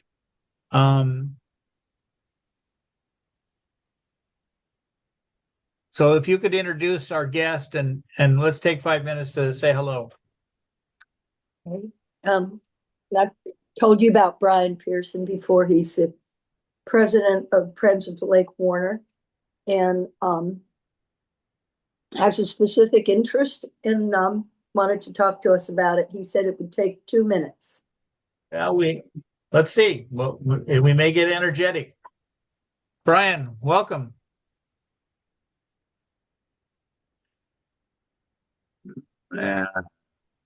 See, we see your name, and there you are. Marvelous. Welcome. Good evening. Thank you. Thank you for the time. I'm here tonight as a representative of the Friends of Lake Warner and the Mill River. Many of you are probably familiar with us. I've been involved in the organization for about 5 years. I'm currently a resident of Amherst as well. We recently received a 5-year grant to do in-lake restoration, over $500,000 in committed funding over 5 years, to help us with hand pulling of water chestnuts and invasive species, mechanical harvesting, as well as phosphorus reduction. We hope to be the first lake in the state to use Phoslock as a remediation of the phosphorus load internal to the lake. As most of you probably know, if you're cleaning up a lake, the most important thing is to also make progress in the watershed. The Mill River watershed covers almost 20,000 acres and includes Amherst, Leverett, Shutesbury, and Hadley in our watershed, and we're working to develop partnerships upstream in the watershed. I've spoken with folks at UMass and hope to collaborate with the town of Amherst on the reduction of non-point source pollution sources in the watershed. One of the largest contributors is, or the largest contributor is the Tanbrook tributary of the Mill River that comes through the town of Amherst and goes into the campus pond, which acts as a phosphorus retention and release mechanism for overloading the watershed with phosphorus. So we're really hoping to work on that. And as you know, there's E. coli issues in Puffers Pond and below Puffers Pond, which has made the Mill River a Category 5 river in the watershed. So really just here to say hello and looking forward to potential opportunities to collaborate with the town. Like I said, we've had some conversations with UMass, and they're hoping to work with us as well. So happy to answer any questions or take any input from you all on how we might go about this. Thanks. Any questions for Brian? We'll just say parenthetically, the Fort River Watershed Association is also seeking to be as collaborative as we can with our neighbor association. I have one question for Brian. Oh, there is someone who, again, I can't, there we go, Dave. You're on mute, there we go. Yeah, hi, Brian. I'm not sure if we've met before. I did email the general friends of recently, but yeah, we'd be happy representing the town. We'd be happy to partner with the friends, and let's try to set up something in September to get us together. And if a member of the commission would like to be there, we'd have staff there and anybody from the friends, and talk about ways to collaborate. We certainly know, we're not strangers to the issues we have at Puffers Pond, and I'm very familiar with Lake Warner and did some work there probably 2 decades ago to kind of get things started. So happy to pitch in again and collaborate in the years ahead. So we'll connect by email and get something on the schedule. All right. Thank you, David. Marvelous. And I should mention, we would like to apply for the 319 funding that I think has a deadline of sometime in October. We have reached out to the Pioneer Valley Planning Commission to assist with that, and again, have spoken to UMass on that. So hopefully, Town of Amherst can be a co-applicant with us on something if we can get that done. That sounds great. And have you also had these kinds of meetings with the other commissions in the other towns that are in the watershed? Well, I've been working with the Hadley Conservation Commission for several years now, gone through 3 rounds of permitting for different restoration projects that we've been working on. I have spoken with Leverett Conservation Commission in the past on supporting one of our projects and for CPA funding. I haven't reached out to Shutesbury yet, but probably a good idea. Thanks. Great. All right. Before Brian leaves, any other questions? But thank you for joining us and for staying on for so long. This can be a lengthy process. I'm listening to all the hard work that you all do and appreciate the long hours that you're putting in. So thank you very much. Thank you. And you too. All right. All right. Have a good night. Good night. Thank you. If no further questions, I'll sign off. Take care. Okay. Here we go. So that leaves us with 2 things, I think. 194 College Street. It's to issue an order of conditions. Aaron. Yes.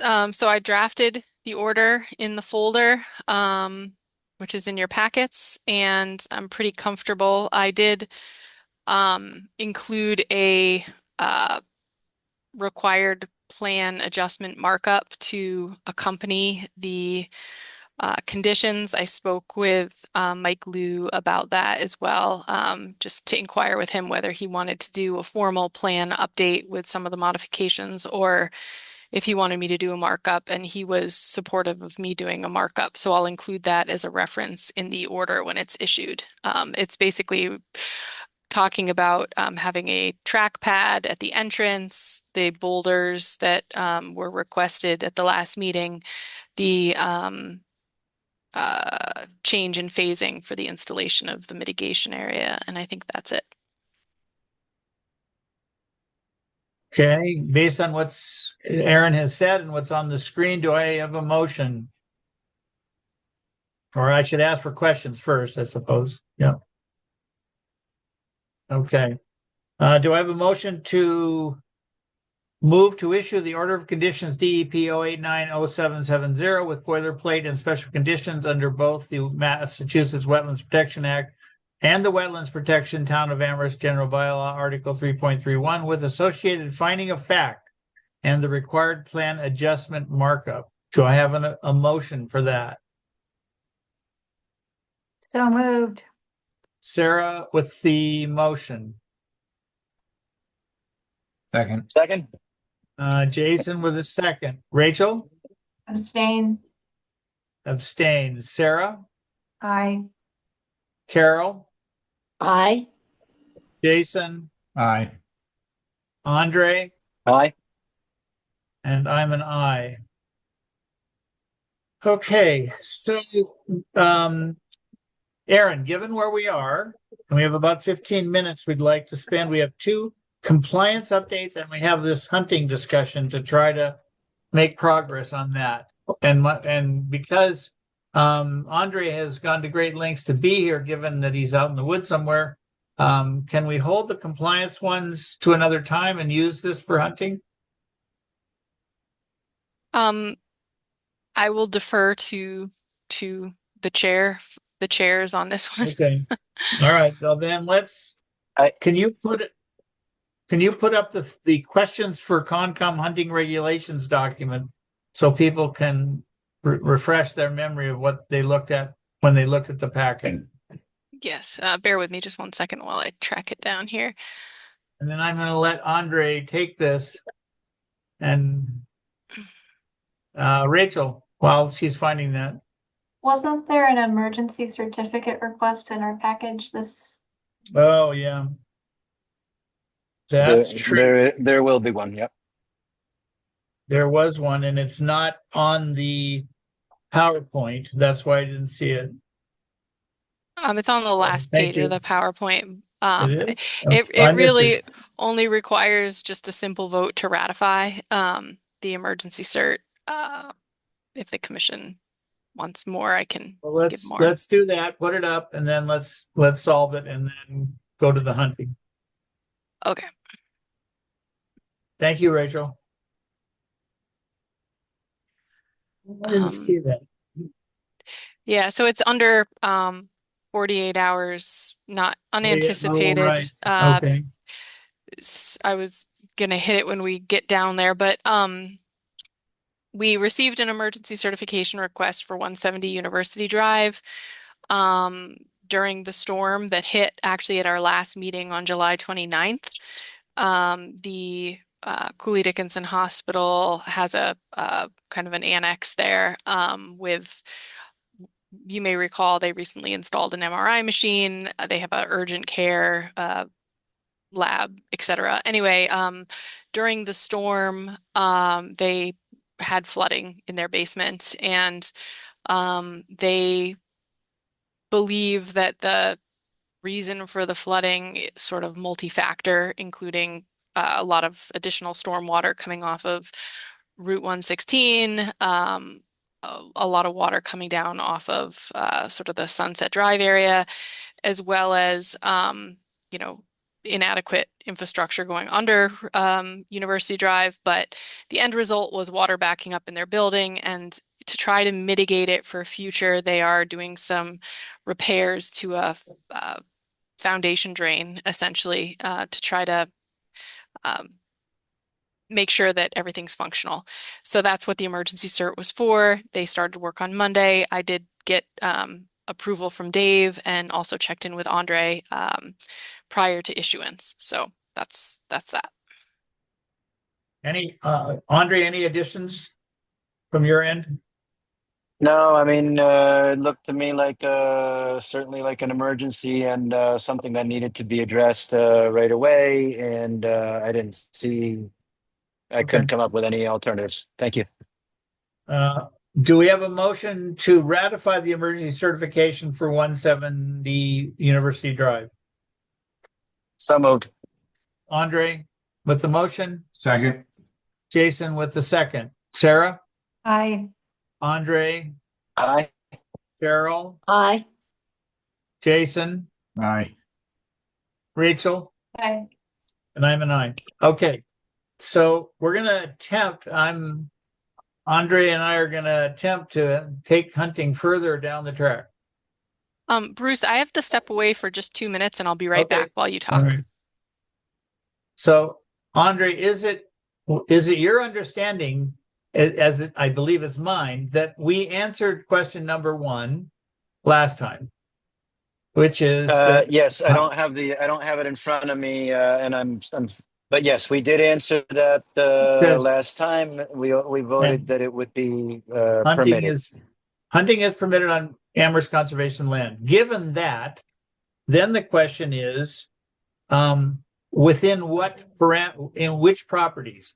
We went through a table, as we all remember, and it's my understanding that the table has 2 features that still are sort of outstanding there. One is that Aaron is going through and double checking for about encumbrances, legal encumbrances, and she's not completely done with that. And 2, that there seem to be 3 properties where there's, from a staff point of view, there are still concerns about which way it should go. So it feels like the thing to do with that chart, the individual properties, is to let the staff finish their work on encumbrances and the reasons they have for the 3 that they're concerned about, and solve that one on September 9th. Would that work? I think that's a great idea. Okay. Then the question is, do we apply special regulations, or do we simply use what the state requires? And that's number 3 on the list here. And what is your advice to us as someone who's done this for their living? I think in accordance with state laws, is the right. I mean, I think that's a good way to do it. It's if you would, it provides zero confusion to any of the hunters, which means that those would not be violations that needed to be tended to because of the fact that it was open on state lands. I think I put that wording in there as my recommendation, and I think number 3 works with the times of the year to essentially say, yes, you can hunt like you hunt in any other area.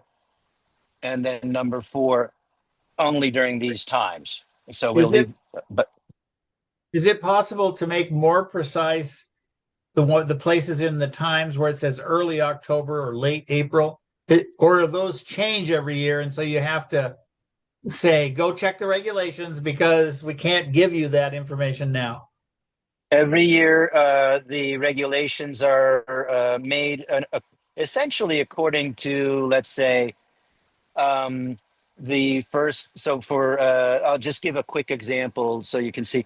The first Monday after Thanksgiving is the beginning of the 2-week shotgun season for deer. The first Saturday or the third Saturday of October, etc. So I think referring folks to the state regulations is a great way to do that. Okay. Sarah, you have a thought, comment? I have a question, Andre. Is black bear allowed to be hunted in Massachusetts? It is.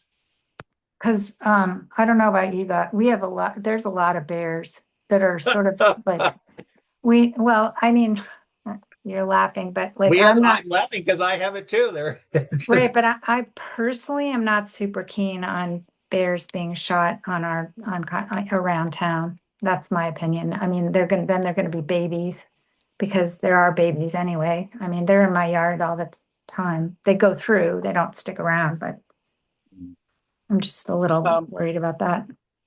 Yeah. What's is your worry about? Let me just give you my thoughts on it since you're asking. I get bears through my property too, fairly often. I get them on the cameras quite often as well. I've seen them.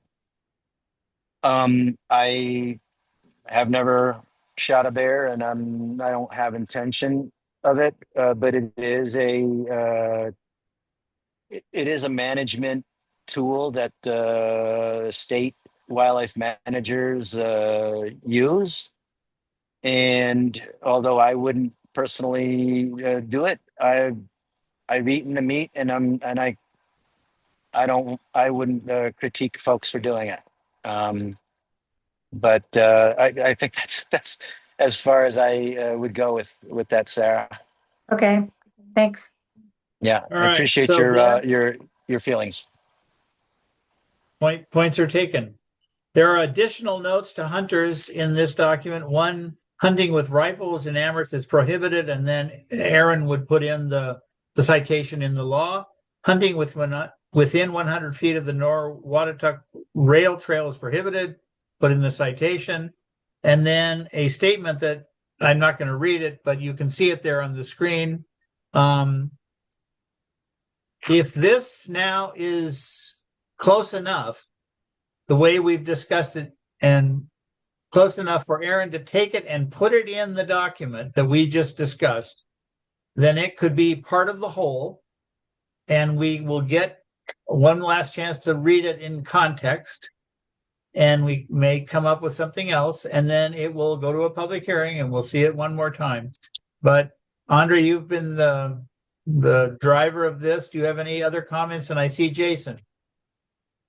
I think that the wording on this is masterfully done. I'm just kidding. Say so yourself. I read it myself. I'm sorry. I did want to add something to the brief discussion on bears. One thing that I did write into it, if you see on number 4B, Bravo, during the spring turkey season, the small game seasons and the deer seasons. I said spring turkey season. One of the seasons for hunting bear is during the spring. I purposely did not include that because it's just a little much as far as the amount of time that hunting is permitted. It's not I didn't do it because I wanted to exclude bears, but because I wanted it to be a specific to turkeys during that time. Okay. Thanks. Jason. Yeah, could you just scroll down slightly, Aaron? So I just have in the number 3, it says hunters comprise a relatively small portion of the public. They bear the responsibility of assuring the actual and perceived safety of the non-hunting public. I just have a little bit of an issue with that, in that you can just have somebody be like, "Oh, I just don't feel safe. I don't care." You know, how much responsibility actually are we going to put on hunters for the perceived safety? If somebody hears a gunshot, are they going to say, "Oh, I don't feel safe. We should ban hunting"? You know, and they're within season there, and the hunter is following all the rules. Other thoughts on Jason's comment? I have some, if you wanted to. I put that in there. Let's take other people first, then we'll come to Andre at the end. Sorry. Dave?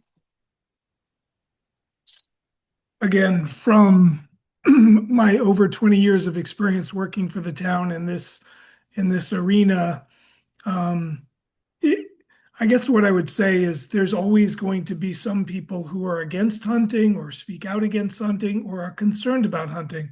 I think part of this whole discussion for the past couple of years has been we collectively need to do a better job educating the general public about hunting in general, the safety of hunting, the pros and cons, the wildlife management aspect, et cetera, et cetera. So, Jason, to your point, I think it's going to happen, right? It's just like with dogs. Some people, are going to be uncomfortable with dogs being off leash. They're going to be uncomfortable with dogs being on leash. So it's going to happen.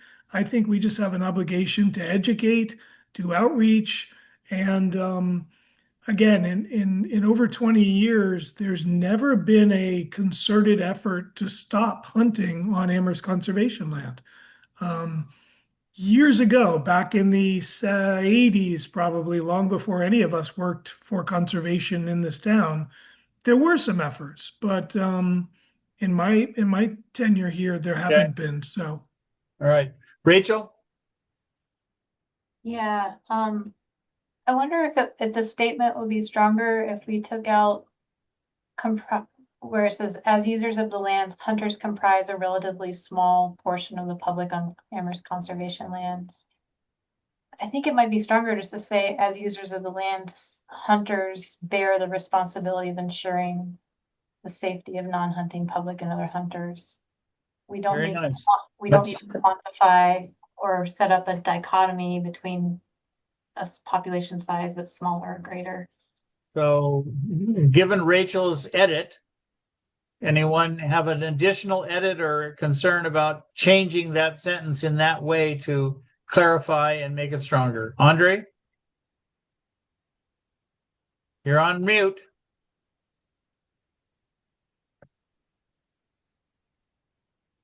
Sorry about that. I think that's a great comment, and no, we don't have to pit one group, if you would, against the other. Just a quick explanation. The what I was trying to do is say, look, this is something. Hunting is a conversation, and yes, although there will be people who will never like hunting. I think that there is a responsibility for hunters and non-hunting public to get to understand each other, and that's where I was going. But I think Rachel's wording sounds really good. Marvelous. Okay, so where we are with this section is Aaron's going to insert the things, make the edits we've discussed. We're going to embed this in the final, near final, clean version of the rules and regulations. We're going to attempt to solve one or two small things on September 9th. So you're going to have one more chance at it, and then we'll work on the question of getting to a public hearing. Let's hear from Carol, and then I want to ask a question. It's 9 o'clock, but let's continue just for a few more minutes. Carol? So is that word perceived going to stay in there? No, she dropped that. Rachel was dropping that. Her edited sentence took that out. You didn't let me ask my question. Okay. Would it be, my suggestion is that it be that you not have the word perceived. I'm not sure I understand. And she took that out too. So that was her suggestion, is to take that word out. And we agreed that. Yes. Okay. And Erin is going to make that edit before she embeds it in the bigger document. Okay, thank you. Sure. Okay, so if we have 10, even 5 minutes, we could do these two compliance updates from Erin. Canton Avenue and the Fort River Elementary School. Yes. So I issued a notice of non-compliance to the Canton Ave project, which is under construction.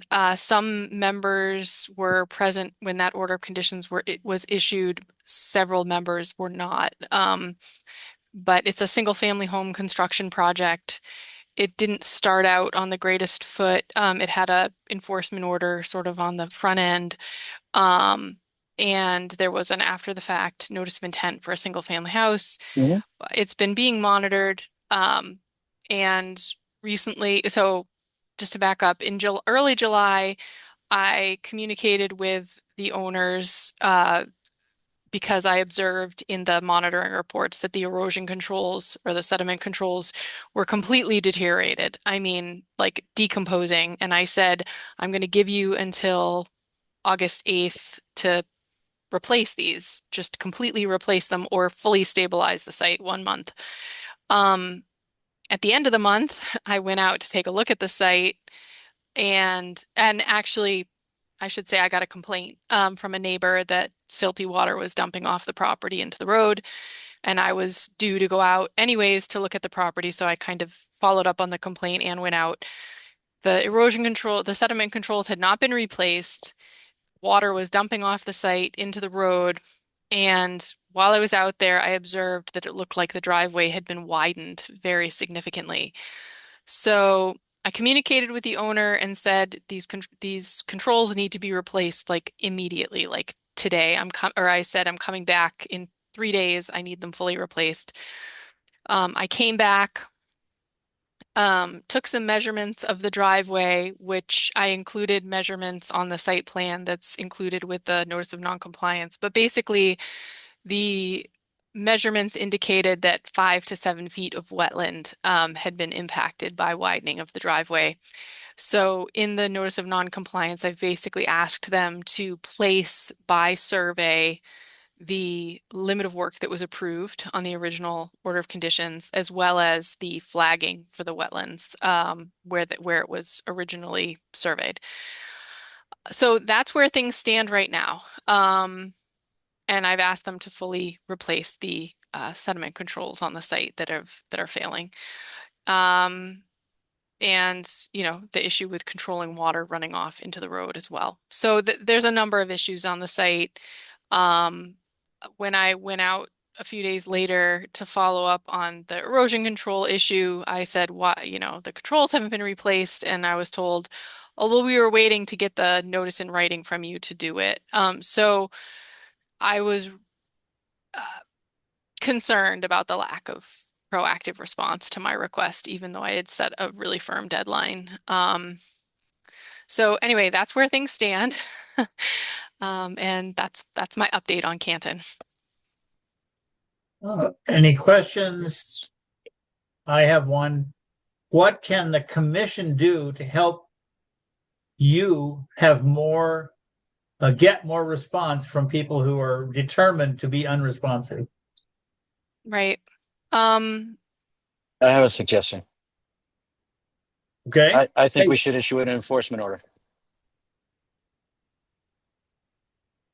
The whole project started with an enforcement order. Because it was done without complying with the regs. They had a lot of back and forth with the commission for quite a long time. And now I was out there measuring, and they expanded that the area that they were allowed to after all of that and all of the enforcement order and all of the past compliance issues. When we went there, what they told us, the folks who were there said the same thing. They said, "Look, we're just waiting for you guys to send us this notice of non-compliance so you could tell us what to do." I think waiting to be pushed every time, I think this is a violation, and it's clear. And they've expanded the width of that driveway tremendously and put a bunch of trap rock on it. So that's the option that I would propose. Please ask Aaron for more options, but that's where I'm coming from. Any other suggestions, or you want to agree with Andre and just ask Aaron to do that? Okay, Jason. Yeah, I agree. I think just looking at some of those pictures, as Aaron said, there's a lot of really deteriorated BMPs that should have been replaced a long time ago. They tracked the slope, tracking with the dozer tracks. Looks like they went parallel with the slope instead of Mhm. perpendicular, and that all that Yeah. does is create all kinds of like channels for the water just to run down and cause more erosion and sedimentation potentially in the wetlands or the other resource areas. So, I mean, they're not doing a good job and they're not doing what they're supposed to be doing and already has a we've had issues. So I agree we just need to move forward with enforcement. So do I have a motion to serve an enforcement order to the, what's the address? Canton Avenue? 22, I think. Was that right?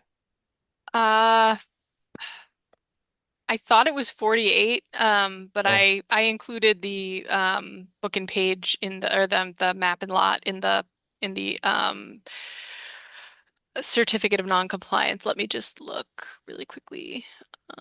Aaron, while you're looking at that, who's Ward Smith? Yes, Ward is the erosion control monitor. He's been preparing these reports, Yes. right? Yep. And in your email it says, good morning, Ward and Aaron. Hay bales are getting, what can I say? I spoke with Ward about this last week. Ward has repeatedly stated there's been no erosion taking place on the site. So, I mean, I haven't gone through going through the reports. If that's the case, if the reports, because look, I'm in this business and there's tremendous pressure when you're hired by the contractor. They don't want to see anything on these reports. But Ward's got a duty to put the truth down. And if they're saying there's nothing on these reports that says there's no erosion on site or anything saying that the BMPs need to be replaced, are we able to take some kind of action in that vein? Well, Ward did say that the erosion controls needed to be replaced. Okay. I think what Ward's comment was that he didn't observe sediment had gotten beyond the hay bale barrier into the wetland. But he did flag that the controls were in poor condition. And that in part was what flagged me to respond. I think Ward has been an excellent monitor. He's alerted me to issues on many other sites. But yeah, it's Andre? Yeah, remember that we're talking about a letter from, who was that letter from? It's not from Ward. That's somebody's interpretation of what Ward said. correct. So we need to be careful on those, on that telegraph line or the game, the telephone game that we had. Right. Yeah. He made the So- comment that Ward, sorry. Yeah, he interpreted Ward's finding, and that's not Ward's finding. No, that's why I asked the Per question. se, yeah. Yeah, great. Okay. Yeah. So again, Aaron, are we in a place where we can have a motion? Yes. I mean, if that's what you wish to do, and I really laid out everything already in the notice of non-compliance, so you could just issue the enforcement based on the findings of the notice of non-compliance. Okay, so I can make a motion if you're ready. Please do. All right, I move to issue an enforcement order against the Canton Avenue But we need the address. against. Yep. Yep. So it's map 11D lot 281. Map 11 Delta Lot 281. A Looking for a second. second. I second. Jason with a second. Rachel?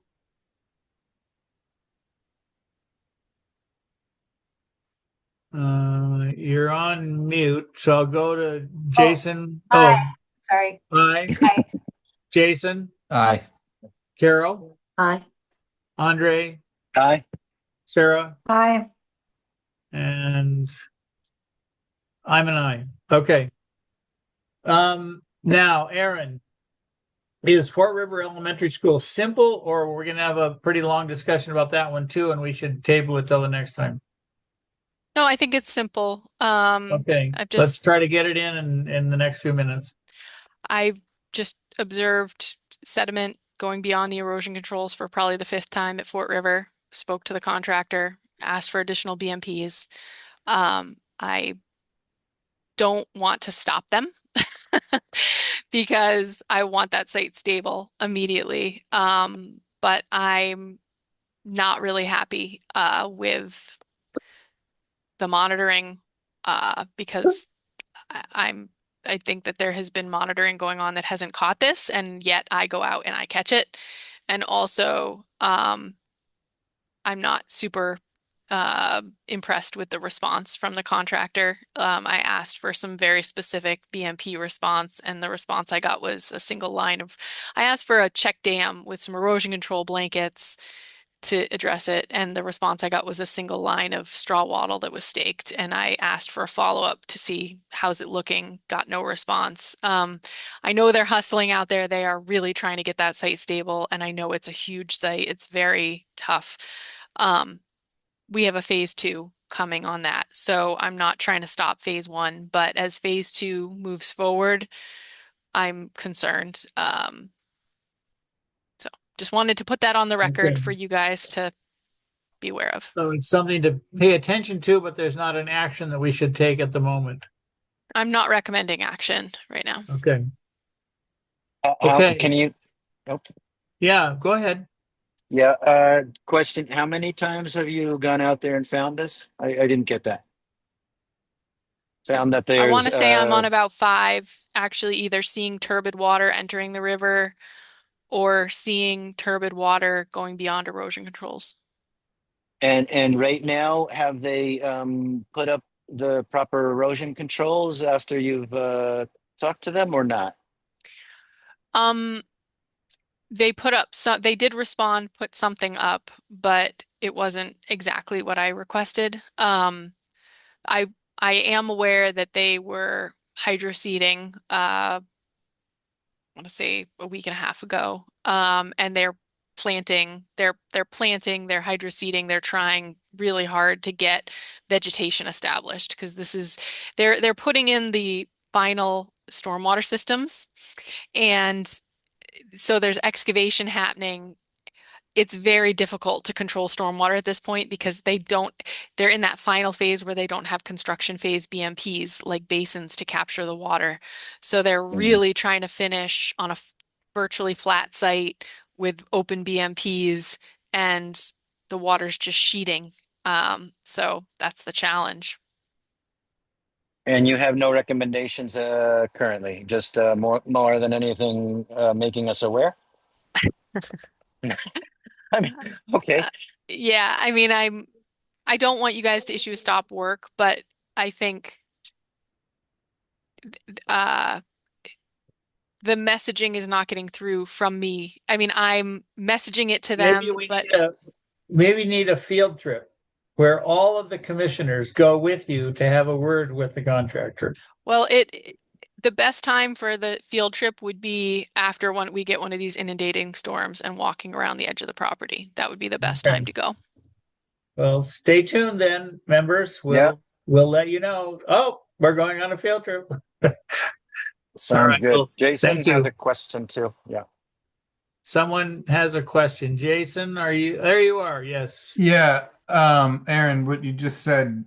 So, sorry, you said they're putting in the post-construction BMPs, but Right. They're installing the rain gardens, the infiltration systems. They're all under construction right now.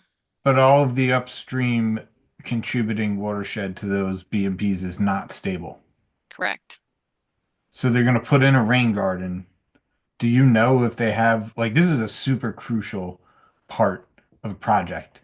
If they put a rain garden in and you get a bunch of sediment-laden water in that rain garden and there's a drainage layer in there, and they don't dip the whole thing out and get it back to its original design depth, and then like those things should have been they should be in only after the upstream area is stabilized. How are we making sure then that the school, the taxpayers, the DPW, like we're gonna have to have the engineer of record go out and sign off saying that that was installed properly, but it doesn't sound like that there's a whole lot of confidence that that's actually happening. And we're going to be on the hook to fix these things like 2 years from now. Yeah. I mean, I've raised the issue. I think they're racing the clock.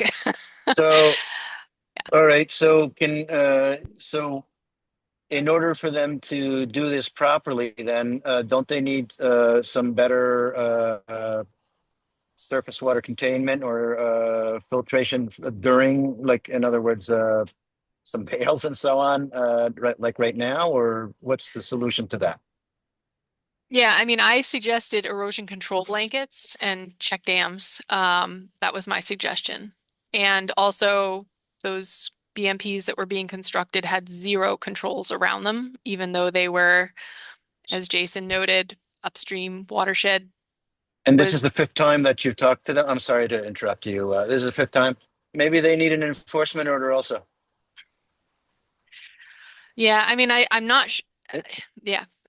I'll defer to you guys. I mean, I feel like I'm trying to be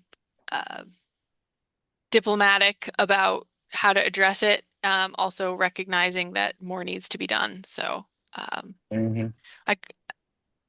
Rachel, then Carol. Yeah, there's some language, boilerplate language in the NOI about protecting BMPs and during construction, right? So we do have standing to enforce something. I think it sounds kind of critical, like Jason's saying, and what you're saying, what you're observing, Aaron, if they're not protecting those areas, we can require infiltration testing right now of those areas and see if they're compromised. We can, I don't know if this is something where the town engineer gets involved and goes out and observes also for technical review and seeing if it is sediment laden. Are we gonna, do they have to over excavate 2 feet down and put in a stone layer so that the functions of a rain garden and the infiltration system can still work? But yeah,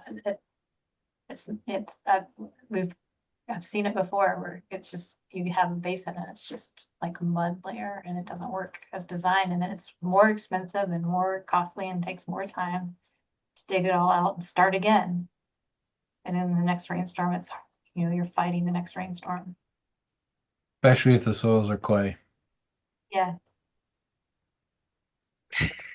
Let's hear from Carol and then go back to see if there's a specific action we can take. Carol? So I have confidence, because I've seen you do it, Aaron, that you can be both persistent and diplomatic. As a commission, we're separate, and we can insist that the regulations be followed. Okay. So Jason and Rachel seem to have the technical details in mind. What do you recommend that we attempt to do here?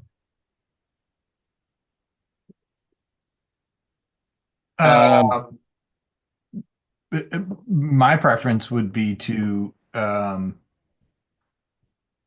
issue an enforcement order and say that if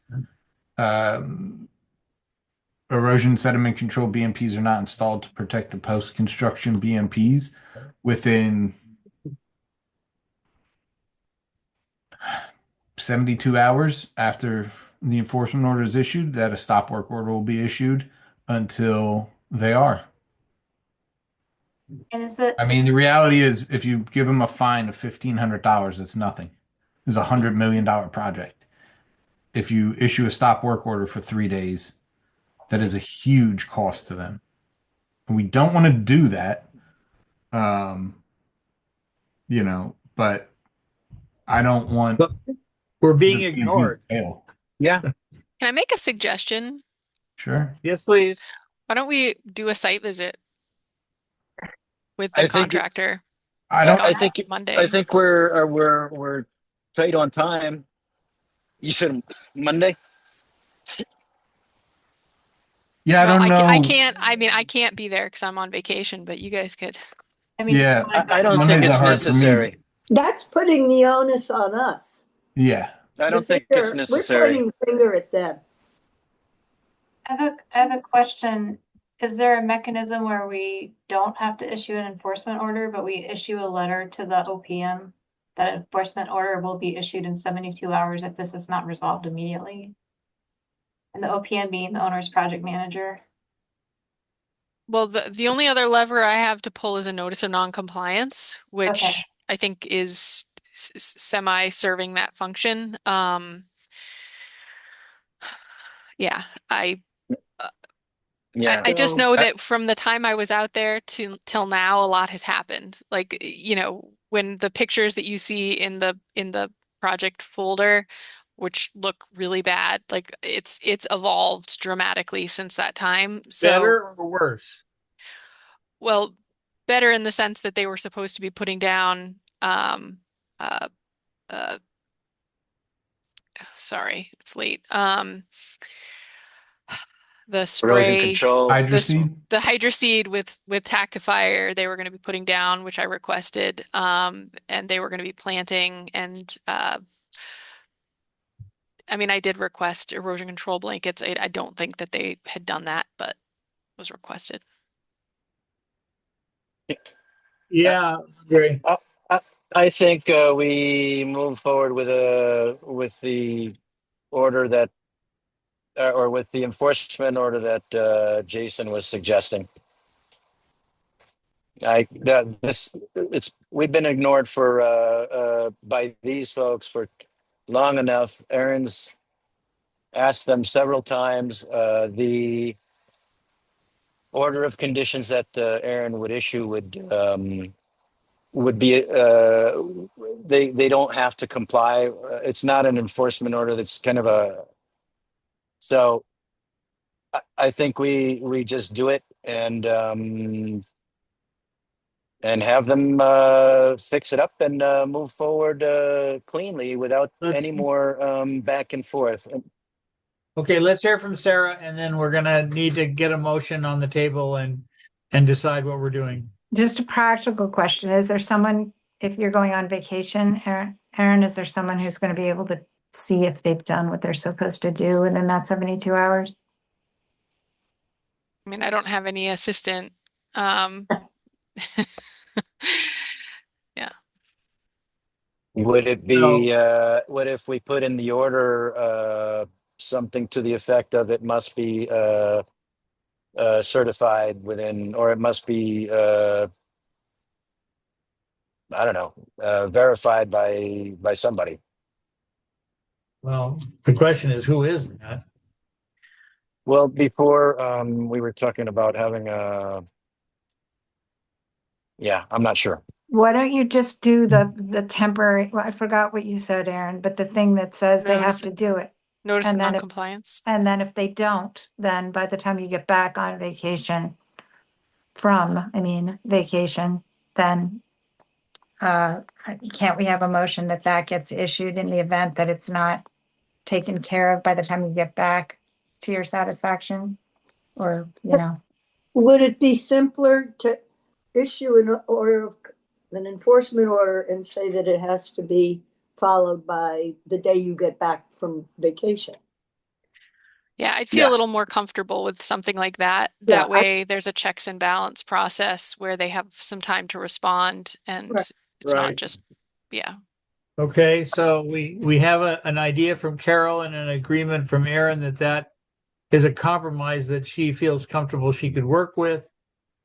Do we have a motion to that effect that we're gonna issue enforcement order that requires them to undertake the requested activities by whatever the date is that Erin puts in there, because she'll be able to actually go look at it in person on our behalf. So moved. So Well, Yeah. wait, let me try to word that if maybe. please do.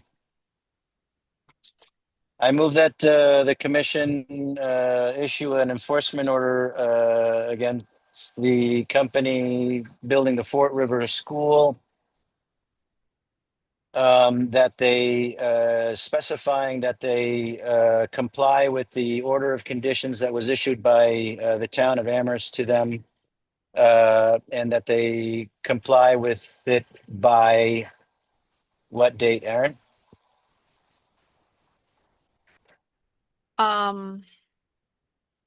It's the 24th. The 24th of August. By the 24th of August. Yep. And if you don't, if you don't get out there by the 25th, that's okay, but they should, that gives them a week. So Aaron? I just want to clarify what I'm being asked to do. It was suggested that I issue a notice of non-compliance, like before No. I leave. Enforcement order. Enforcement order. We've talked about multiple things, so I just want to. So Okay. it's So- enforcement order before I leave. I mean, because I thought what Sarah had just suggested was issue a notice of non-compliance and say they have to resolve these items by Monday, and if they don't do it by Monday, they get an enforcement order. Right. That's not what we're saying. We're saying just issue an No. enforcement order that says it has to be resolved by Monday. No. No, By the 24th. no. 24th of August. So my motion was I move to issue an enforcement order against the company that's building the new Fort River School, requesting that they comply with the order of conditions that you have already sent them, that the town has already sent them by August 24th. Okay. So it's in essence just reinforcing that order of conditions, but putting that into an enforcement order rather than a suggestive order of conditions. I thought and Jason also said, or else you're going to have a stop work order. Do you not have to say that? I think that's a good idea too. But we're proposing several different things here, so I was just going off that.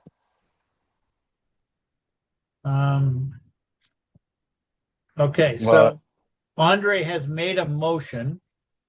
Does everyone feel comfortable that they know what the motion is, if the language isn't exactly precise?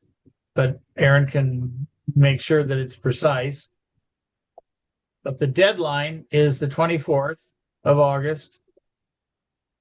Do you want to have, in addition to that, semicolon, that failure to do so will result in a stop work order? I would like to add that to my motion. Okay. So failure to comply with the order of conditions will result in within 3 days, or by that date will result or may result in a work stop order. I agree with the word may. It gives a little flexibility. Okay, anyone other concerns about what this motion is before we vote on it? Okay. Rachel has her hand up. I definitely, we want it resolved. But I'm worried if we're jumping too far ahead to punitive action, and if there could be an intermediate step.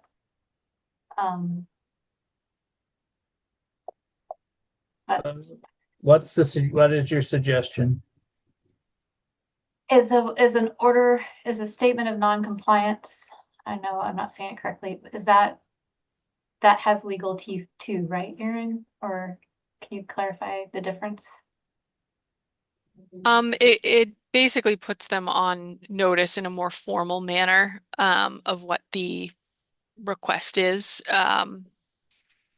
So I don't know that it has legal standing other than to just notify them that the commission or the staff considers them to be out of compliance with their order of conditions. Whereas the enforcement is more, as you say, more punitive, and it also comes along with, consequences on a state level. But yeah, from where I sit, I guess I can see both sides, right? I can see the benefit of just saying fix it and have it done by Monday, or saying, look, we're giving you an opportunity to fix it before we issue, but the motion's Okay. there, so whatever you guys decide to do All is right, fine. let's try to Sarah, then Carol, then Andre. Sarah, you're on mute. And I can't see you. I think we need to wrap up. I mean, this is kind of Yeah, I'm intense. trying. I'm Okay. trying. And I Carol? also think I don't think it's fair to do this to Erin right before she goes on vacation personally, but Okay. Carol? I'm not comfortable with putting a stop work order in there. I think that ordering an enforcement order would be sufficient.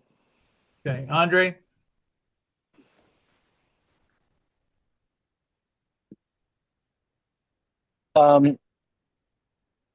Not to throw a monkey wrench in things, but the company that is doing the building is supposed to be handing the keys over to the town on the 17th of this month. That's a legitimate wrench to throw in. Mm-hmm. So I think we need to do it, and we need to do it now. Okay. So do you want to amend your motion to keep or withdraw the language of a stop work order? Which was That's fine. Okay, Let's do it without. I'll amend it without and have it Okay. without the stop work order. Okay, I'm going to call for a vote here. So could you restate the motion with just one more time, and then we're going to vote. I'll get a second if I can get a second. I'll move to issue an enforcement order against the company that's building the new elementary school at the Fort River location, requesting or requiring that the company comply with the order of conditions issued by the town of Amherst, and that they do so prior to August the 20. 24th of August. Do I have a second on that? I second it. Okay, Rachel, Aye. Andre, Aye. Sarah, I Jason, Aye. Andre, I asked you already, and I'm an aye. Okay, Carol, Carol, aye. and Carol. Okay. Whew. Thank you for working through that. Obviously, it's an important and difficult one. It's time to go home. Do I have a motion to adjourn? Motion to I adjourn. move. Second. Jason with Andre in the second. Carol, Aye. Sarah, I Jason, Aye. Andre, Aye. Rachel, Aye. and I'm an aye. Thank you all. Aye. Excellent Thanks, job, everybody. Good everyone. night. Excellent going. Good night. Good night. Good night.